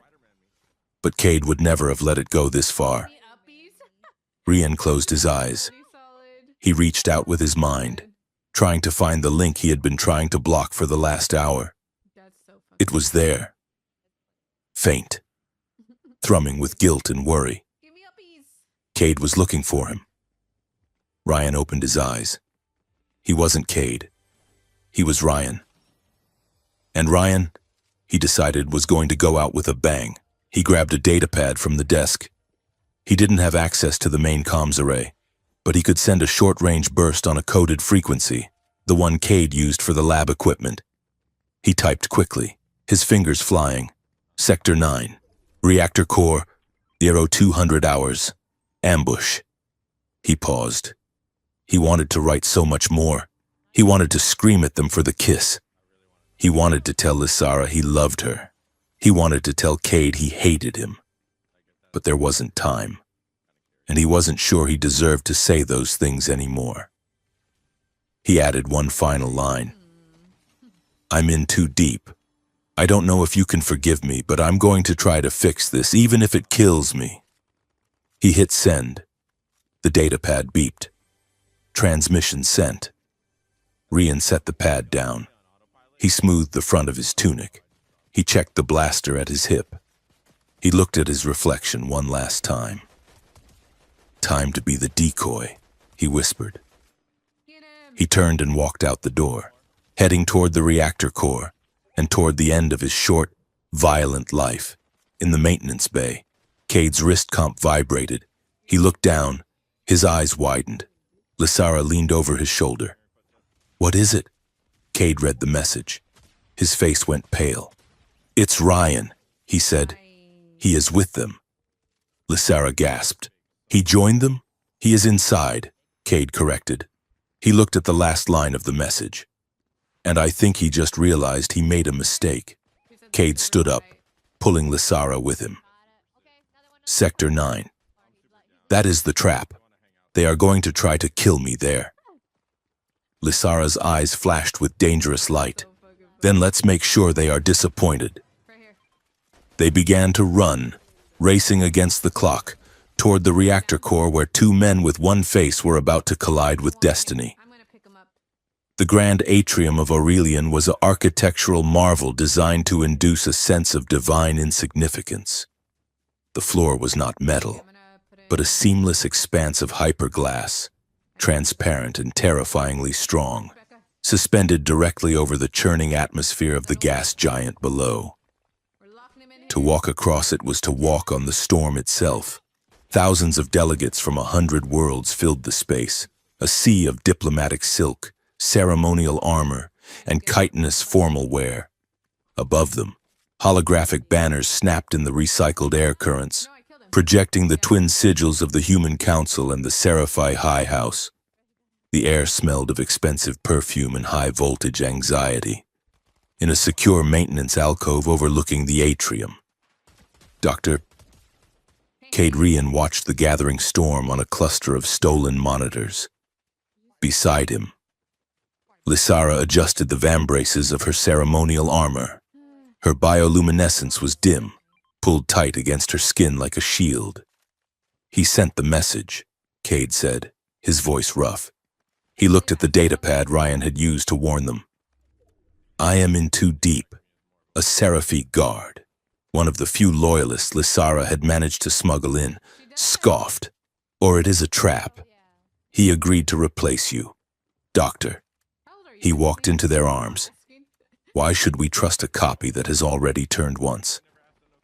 Because he is not just a copy, Cade said, turning to face the guard. The old Cade, the one who viewed Rian as a lab experiment, was gone. In his place was a man who had seen his own reflection make the choice he was too afraid to make. He is me, Cade said firmly. But he is the part of me that still believes he can fix things. If he says he is trying to stop this, then he is trying. I created him. And I am telling you, we trust him. Lysara looked at Cade. Her eyes were dark, swirling with a mixture of fear and pride. She reached out and squeezed his hand. A brief, crushing pressure. Then I go down there, she said. I am the bait. It is too dangerous, Cade said, the words automatic, though he knew they were useless. It is the only way, Lysara countered. Vane and Kalen need me exposed. They need a target to trigger their chaos. If I hide, they will just blow up the station. If I stand there, I draw their fire. And that gives you and Rian the chance to end this. She stepped toward the door. Her markings flared, shifting from fear to a brilliant, defiant gold. Just make sure you catch them. Cade, she said, do not let this be for nothing. She turned and walked out, entering the lift that would take her down to the killing floor. Cade watched her go, his heart hammering against his ribs. He turned back to his console. He had 5 minutes to break into the station's primary broadcast array before the shooting started. The ceremony began with the hollow pomp of a funeral disguised as a celebration. Rian walked onto the central platform, flanked by Counselor Vane and Advisor Kalen. He was dressed in Cade's finest formal tunic, the high collar stiff against his neck. He moved with Cade's practiced, weary grace, but his eyes were scanning every face in the crowd, looking for the threats he knew were coming. He felt sick. The neural implant Vane's technicians had activated just in case hummed at the base of his skull, a cold itch that he couldn't scratch. Below him, through the glass floor, the great red spot of the gas giant churned, a vortex of violence that mirrored the feeling in his stomach. Ryan looked up and saw her. Lysara stood on the opposite podium, separated from him by 20 feet of empty air. She looked radiant, a pillar of light in a room of shadows. She caught his eye. She didn't look at him with hatred. She didn't look at him with pity. She looked at him with recognition. She knew. Rian felt a subtle shift in the air, the empathic chord she was projecting. It wasn't the safe, steady hum she gave Cade. It was the wild, jagged heat she gave him. It was a silent message. I am here. We are here. Vane stepped to the microphone. His voice boomed across the atrium, amplified by the station's speakers. We stand today at a crossroads, Vane declared, his voice smooth as oil. A moment where humanity and the Seraphi must decide if we are to be brothers or strangers. It was the cue. Rian tensed, his hand hovering near the hidden blaster in his waistband. He waited for the drones. He waited for the chaos, but Vane turned to him. And I am proud to have with me the architect of our future, Vane said, smiling a smile that didn't reach his eyes. Dr. Cade Rian. Vane placed a hand on Rian's shoulder. It was a heavy, possessive grip. Rian realized with a sudden, terrifying clarity that the plan had changed. Execute protocol silence, Vane whispered. He squeezed Rian's shoulder.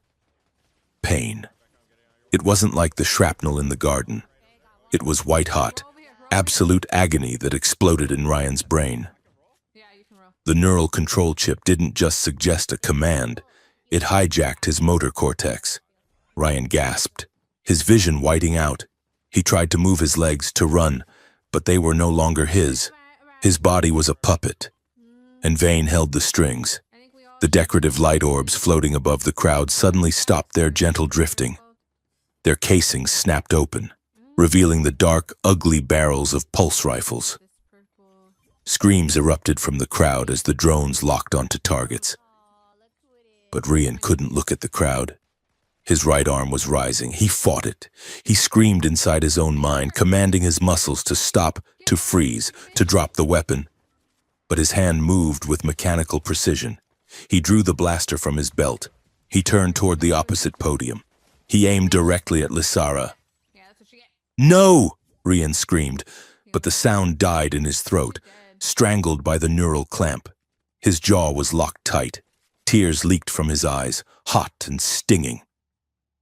Vane stepped back, feigning horror for the cameras. The Seraphi have betrayed us, Vane shouted. Dr. Rian has been compromised. It was the perfect frame. The human scientist, the face of the summit, assassinating the Seraphi delegate. It would be war within the hour. Rian's finger tightened on the trigger. He could feel the pressure building. He was going to kill her. He was going to murder the only thing he had ever truly loved. Lysara, he roared in the silence of his mind. Across the podium. Lysara didn't run. She didn't summon her shields. She stepped forward. She walked right up to the edge of the platform, staring down the barrel of the gun held by the man who shared her lover's face. She reached out with her mind, punching through the panic, through the noise, finding the terrified consciousness trapped inside the hijacked body. I see you. Her voice resonated in his head. It wasn't a sound. It was a feeling, a grounding anchor in the storm. You are not a gun, Rian. You are not a copy. You are the fire. Burn it out. Rian focused on her voice. He focused on the memory of the garden, the heat of her hand on his back, the wild joy of being alive. He growled, a guttural animal sound that forced its way through his clenched teeth. His arm shook. The blaster wavered. Do it, Vane hissed, his composure cracking. Rian bit through his tongue. The sharp tang of copper filled his mouth. The pain gave him a focal point. I am not him, Rian choked out, with a scream of effort that tore the muscles in his shoulder. Rian wrenched his arm to the side. He fired. The bolt missed Lysara by inches, shattering the holographic emitter behind her. Now! Cade shouted in the maintenance alcove. He slammed his fist onto the execute key. The station's public address system shrieked with feedback. Every holographic banner, every news feed, every personal data pad in the atrium flickered and changed. The image of Vane's face, smug and triumphant, vanished. In its place, a wall of text appeared. Project Echo. Then, audio. We will use them to bring order. The Seraphi are too emotional. These units will suppress their empathy. It was Vane's voice. It was Kaylin's voice. It was the recording Rian had made in the penthouse, broadcast at maximum volume to 10,000 witnesses. The crowd froze. The panic shifted. It wasn't fear of an attack anymore, it was the stunned realization of betrayal. Seraphi guards, recognizing the voice of their own traitorous advisor, turned their weapons on Kaylin. Human security officers, seeing the files on the clones, looked at Vane with dawning horror. Vane looked at the screens. He saw his own signature on the death warrants of the peace treaty. "Kill them!" Vane shrieked, pointing at Lysara. "Kill them all!" The drones, still under his command, swiveled, but Cade was faster. "Override code accepted," Cade whispered, typing furiously. The drones powered down, dropping from the air like stones clattering harmlessly onto the glass floor. Vane stood alone on the podium, his conspiracy stripped naked before the galaxy. He looked at Ryan, who was sagging against the railing, panting, blood dripping from his mouth where he had bitten his tongue. "You defective piece of meat," Vane snarled. He reached into his jacket and pulled out a remote detonator. "If I cannot control the station," Vane said, his eyes mad, "then no one will." He didn't target the station. He targeted the turret concealed in the ceiling, a massive heavy siege weapon powered by stolen Seraphi energy cells. He pointed the laser designator at Lysara. "Goodbye, Highness." The turret whined, charging a beam of coherent violet energy that could cut through a dreadnought's hull. There was no time for Cade to hack it. There was no time for Lysara to raise a shield. But there was time for Ryan. Rian didn't think. He didn't calculate the odds. He didn't consult Cade's memories. He just moved. He launched himself across the gap between the podiums. It was an impossible jump, fueled by enhanced muscles and desperate, reckless love. He landed in front of Lysara just as the turret fired. "Ryan!" she screamed. He turned his back to the beam, facing her. For a fraction of a second, time seemed to suspend. He looked at her. He looked past her, up to the alcove where he knew Cade was watching. He smiled. It was a broken, bloody, beautiful smile. "I'm sorry," he mouthed, "and I love you." The beam hit him. It didn't burn him, not at first. The Seraphi energy slammed into his bioengineered body, interacting with the accelerated growth hormones and the unstable genetic markers of his creation. Rian didn't vaporize. He incandesced. Light erupted from his skin, fractal, blinding patterns of gold and indigo. He became a prism, refracting the lethal energy. And as he burned, he projected. The psychic link, overloaded by the energy surge, blew wide open. Everyone in the atrium, Cade, Lysara, Vane, the delegates, suddenly saw what Ryan saw. They saw memories flickering in the air like ghosts. They saw a childhood Rian never had, running through a field of wheat on Earth, laughing. They saw late nights in the academy, studying genetics until his eyes blurred. They saw the first time Cade saw Lysara, and they saw the new memories, the ones that belonged only to Ryan, and the smell of the garden and the pain of the shrapnel, the almost kiss in the observation dome, the devastating heartbreak of watching Lysara kiss Cade. The energy roared, trying to tear him apart. Rian screamed, his back arching. He grabbed Lysara's shoulders, not to hurt her, but to anchor himself. He felt the energy trying to punch through him to get to her. "No," Ryan gritted out. "You, stop, here." With a final, impossible act of will, Ryan took the energy coursing through his veins and bent it. He forced it out of his hands, redirecting the blast away from Lysara and up into the station's deflector dish. The beam arced into the ceiling, blowing a hole in the roof of the atrium and dissipating harmlessly into the vacuum of space. The feedback loop snapped. Ryan collapsed. He fell like a marionette with its strings cut. His body hit the glass floor with a heavy, wet thud. Smoke rose from his tunic. His skin was gray, the light within him flickering and dying. Cade was screaming before he even left the alcove. He tore through the maintenance door, sprinting down the stairs, shoving past stunned delegates. He hit the glass floor and slid to his knees beside the fallen body. Ryan! Cade gathered him up. Ryan felt impossibly light, as if the energy had burned away everything heavy in him. His skin was hot to the touch, fever hot. Lysara was already there, her hands hovering over his chest. She was weeping, her tears glowing as they fell. Heal him, Cade shouted, his voice cracking.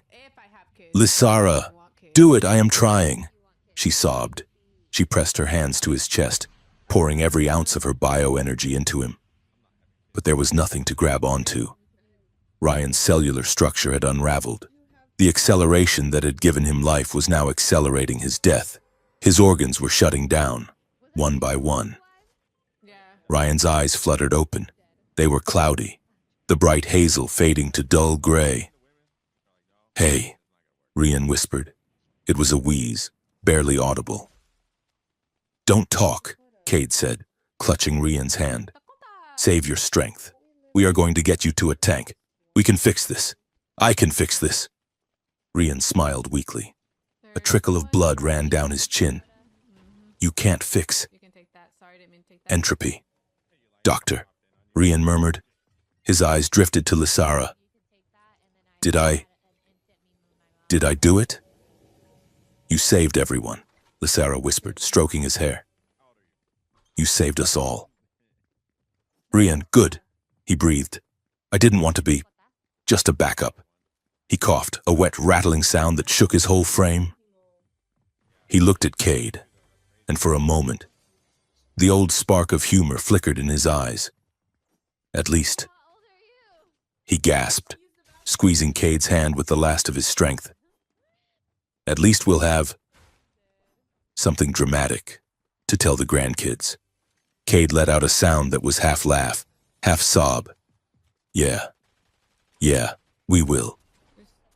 Ryan's gaze grew unfocused. He looked up at the hole in the roof, at the stars beyond.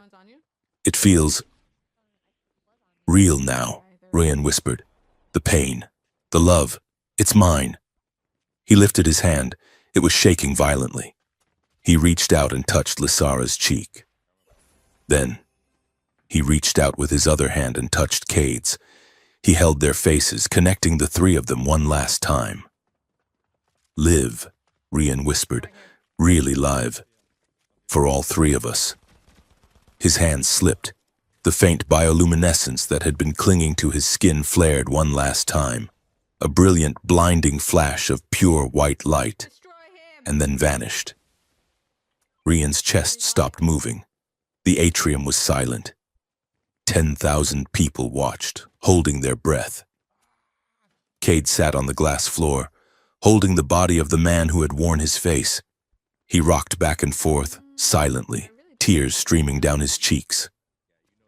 Lysara bowed her head, her forehead resting on Ryan's still chest. Her markings turned a deep, mourning black, and her tears glowed like liquid starlight as they rolled down her face and fell onto the man who had died to save the woman they both loved.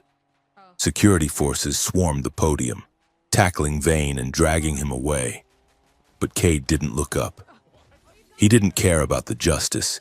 He didn't care about the politics. He just held his brother and wished, for the first time in his life, that he could trade places with the reflection in the mirror. The hearing chamber on Aurelian was a bowl of white ceramic and judgment, suspended in the gravitational center of the station. It was designed to make the accused feel small, a solitary speck of imperfection against the smooth, sterile curves of the law. Dr. Cade Rian stood in the center of the floor. He wore a plain gray tunic, stripped of his rank insignia and his scientific credentials. He looked older than he had 3 days ago. The grief had carved new hollows into his cheeks, and his eyes, usually sharp with analytical focus, were now haunted by the ghosts of what he had seen in the grand atrium. Surrounding him in tiers of floating pods were the delegates. The human council sat on the left, their faces masks of bureaucratic outrage.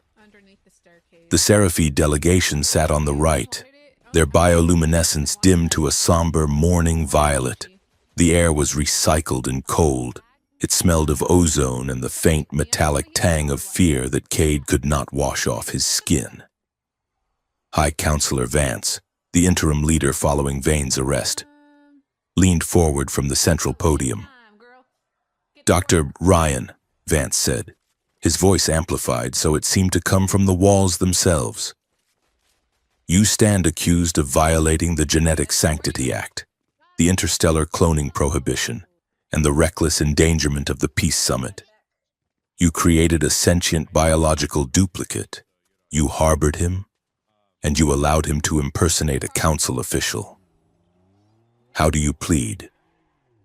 Cade looked up. He did not flinch. He did not look at his lawyer, a nervous man who had been trying to get him to plead insanity for the last 24 hours. "I offer no defense," Cade said. His voice was raspy, but it carried to the highest tier. "I did it. I grew him in a tank. I imprinted him with my mind. I broke every law you have written." Murmurs rippled through the chamber like wind through dry leaves. "Why?" Vance asked, his tone less like a judge and more like a man trying to understand a catastrophe. "You are the finest geneticist of your generation. Why create a monster?" Cade closed his eyes for a heartbeat. He saw the flash of light. He saw the smile. He was not a monster. Cade said softly. Then, louder, he addressed the room. "I created him because I was afraid. I knew there were assassins coming for me. I knew there was a conspiracy I couldn't fight alone. I wanted a shield. I wanted a decoy. I wanted something expendable that could die so I could live to finish my work." He paused, looking directly at the Seraphi delegation. "I treated him like equipment. I ignored his pain. I ignored the fact that when he opened his eyes, he felt the same fear and the same hope that I did. I was arrogant. I played God because I didn't want to be a victim." Cade took a breath, steeling himself for the truth that would define the rest of his life. But in the end, he was the better man. When the weapon fired, he didn't check his programming. He didn't ask for permission. He chose. Cade looked up at Vance, his eyes burning with unshed tears. "The clone I created tried to replace me, then died protecting the woman we both loved." The chamber fell into a silence so profound it felt like the airlock had been cycled open. The raw, unvarnished truth of the sentence hung in the air, stripping away the political posturing. It was no longer a legal hearing, it was a confession of the soul. From the Seraphi tiers, a figure stood up.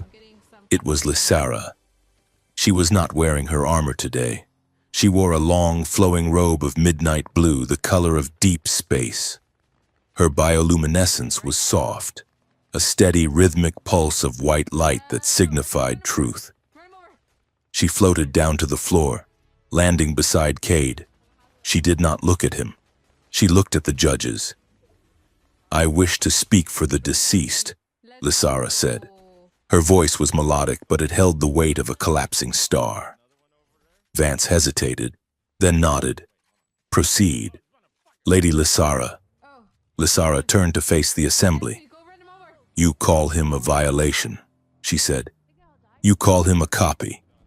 I am an empath. My people read the soul as clearly as you read text on a screen.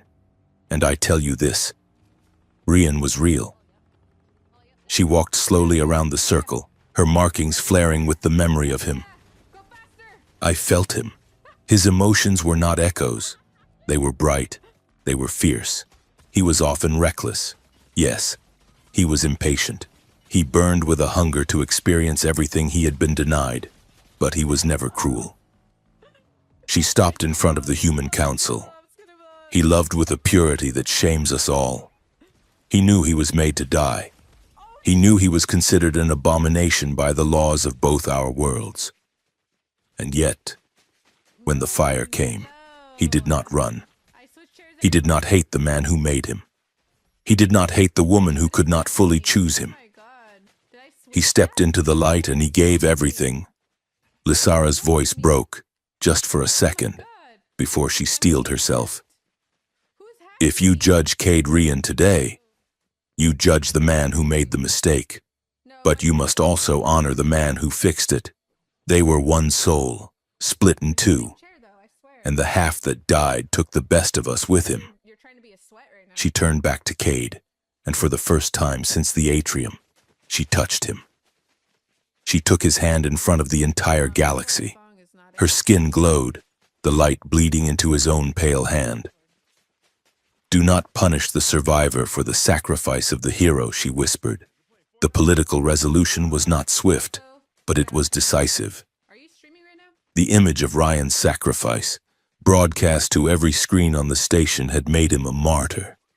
Public opinion had shifted overnight from horror at the clone abomination to weeping for the tragic hero. The council could not execute Cade without causing a riot, nor could they let him go without undermining the law. 3 days later, the verdict was read. Dr. Cade Rian was stripped of his titles within the Human Security Division. He was fined an amount that would take him 10 years to pay off. He was banned from ever conducting genetic replication research again. But he was free.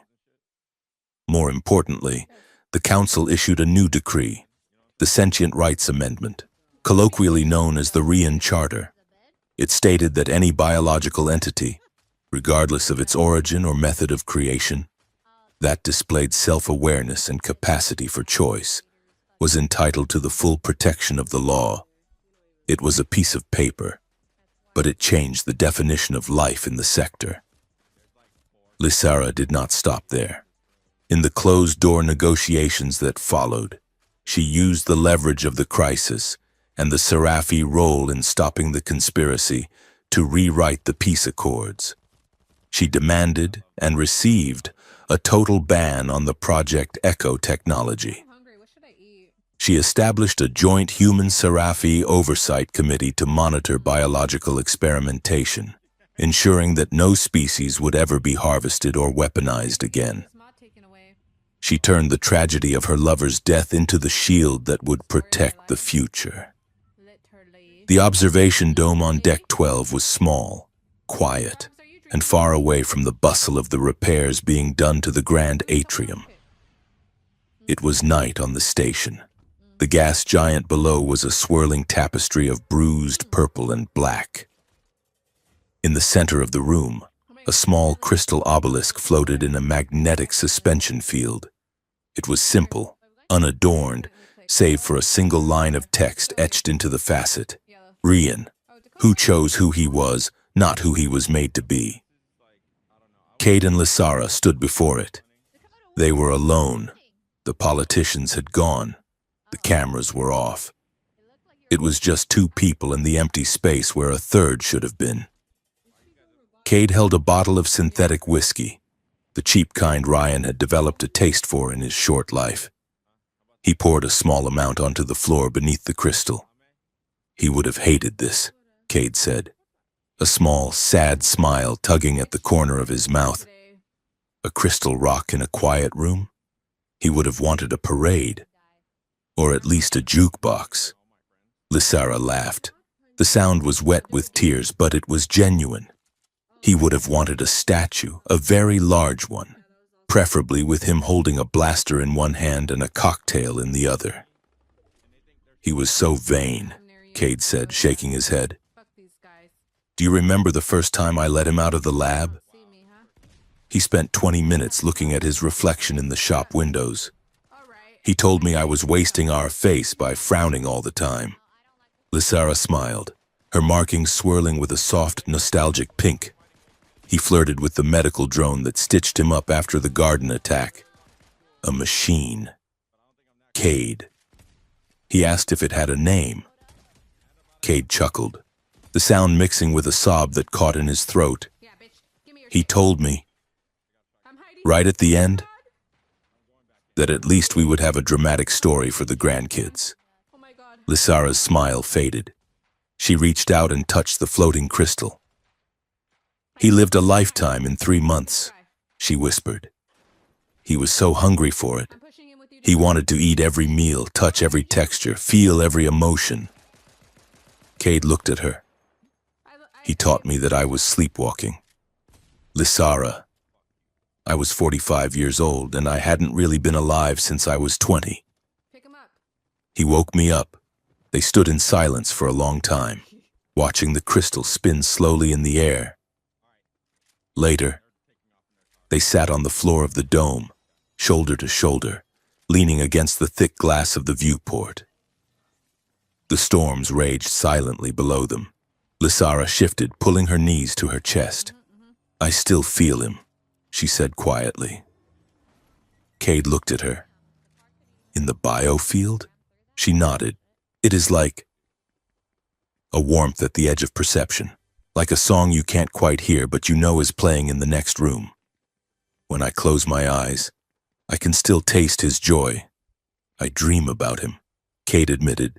Not nightmares, just him. We are arguing about data, or we are eating dinner. He is always laughing at me, telling me to lighten up. He looked down at his hands, the same hands Ryan had. I miss him, Cade said, his voice cracking. I miss myself. Lysara turned to him. Her eyes were twin galaxies, deep and endless. We made a mess of it, didn't we? She said. We did. Cade agreed. I tried to manage everything. I tried to control the variables. I didn't trust you to handle the truth. I didn't trust him to be a person. I wasn't innocent, Lysara said. She traced a pattern on the glass with her finger. I liked it. Cade, having both of you, the iron and the fire, it made me feel powerful, center of the universe. I let it go on because I didn't want to choose. You don't have to choose anymore, Cade said. The words were bitter. No, Lysara said firmly. She turned her body so she was facing him fully. That is not how this works. We do not get to use his death as an excuse to settle. She reached out and took his face in her hands. Her skin was warm, vibrant. I am not with you because you are what is left. Cade Rian. I am not with you to fill the hole he left. That hole will never be filled. Cade looked at her, searching her face for any sign of hesitation. Then why? Because you are the man who came back for him, she said. You are the man who broadcast the truth to the galaxy to save me. You are the iron, yes. But iron gets hot when you put it in the fire, and I saw you burn for him. She leaned in, her forehead resting against his. We are both scarred, she whispered. We are both guilty, but we are both here. And he told us to live. Cade closed his eyes. He felt the weight of her, the reality of her. He felt the grief, heavy and sharp, but beneath it, he felt the steady, rhythmic beat of his own heart. We have to try, Cade said, to really live, not just exist. We will try, Lysara promised. And when we fail, because we will remind each other of the man who died so we could make mistakes. Slowly, without the desperate rush of adrenaline or the frantic heat of impending death. Cade reached for her hand, his fingers laced through hers. It was a simple touch, grounding, real. They sat there as the station rotated, turning their faces toward the rising light of the distant sun. Epilogue. 6 months later. The Aurelian station was busier than ever. The scars of the battle in the atrium had been polished away, replaced by new architecture that incorporated sci-fi crystal glass into the human steel. In Sector 4, a new facility had opened. The sign above the door read, "The Rian Institute for Consciousness and Identity Studies."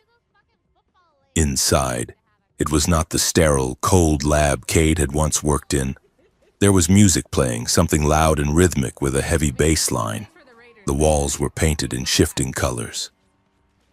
Cade walked through the main hall, checking the readouts on the new bioscanners. He wasn't building clones anymore. He was working with the survivors of Project Echo, the failed prototypes that had been found in the stasis tanks. He was helping them map their own minds, helping them separate their programmed directives from their own emerging personalities. He stopped at a workstation where a young Seraphi researcher was laughing with a human technician. Cade smiled. It was a good sound. Across the sector, in the diplomatic quarter, Lysara was holding court, but not in a high chamber. She was in a rehabilitation center, sitting on a mat with a group of veterans, both human and clone. She was teaching them how to meditate, how to use basic Seraphi biofeedback techniques to calm the trauma in their nervous systems. She was turning the weapons of her people into tools of healing. She looked up as the session ended and saw Cade standing in the doorway. She smiled. Her markings flared a soft, contented peach color. "Ready to go?" she asked. Cade nodded. "Let's go home." That night, Cade dreamed. He was in the garden, the one with the crystal trees. Ryan was there. He was wearing a ridiculous shirt with a floral pattern that clashed with the violet leaves. He was eating a fruit that dripped neon juice down his chin. "You look tired, old man," Ryan said, grinning. "I am working," Cade replied in the dream. "Building your legacy." "Boring," Ryan teased. "Build a roller coaster. Name it after me. I'll consider it." Ryan stopped chewing. He looked at Cade, and his expression softened. "She is happy." "Cade, you are doing a good job. Don't screw it up." "I won't," Cade promised. "I know," Ryan said. "I am you, remember? Just the better-looking version." Ryan laughed, and the sound turned into birdsong. Cade woke up. The room was dim, lit only by the starlight coming through the viewport. He rolled over. Lysara was awake, watching him. Her hand was resting on his chest. Her eyes were soft, luminous in the dark. "You were smiling in your sleep," she whispered. "I saw him," Cade said, his voice rough with sleep. "He wants a roller coaster." Lysara chuckled, shifting closer to him. "We might have to negotiate with the council on that one." She leaned in and kissed him. It was warm, unhurried, and deeply rooted in the life they had built. It tasted of survival and morning coffee and the peace that comes after a long storm. "Come," she said, pulling him up. "Look." They walked to the viewport, hand in hand, naked and unashamed. Outside, the gas giant was turning, its endless storms painted in strokes of gold and orange by the rising sun. The stars beyond were sharp and clear. Cade reached out and tapped the console. A small holographic emitter on the desk hummed to life. An image appeared in the air between them. It was Ryan. He was captured in a candid moment from the security footage in the lab, head thrown back, laughing at something Lysara had said. His eyes bright with the sheer, impossible joy of existence. Cade looked at the image. Then he looked at the woman beside him. He felt the scar on his heart, the place where Ryan used to be. It still hurt. It would always hurt. But the hurt was proof that it had mattered. Identity is messy, Cade whispered, repeating the words he had written in the Institute's charter. Love is complicated, Lysara answered, squeezing his hand. They looked out at the universe, carrying their grief and their joy in equal measure. They were two people who had been touched by a fire that burned too bright to last, but who had found, in the ashes, the strength to change the course of history. And somewhere, in the static between the stars, they could almost hear him laughing,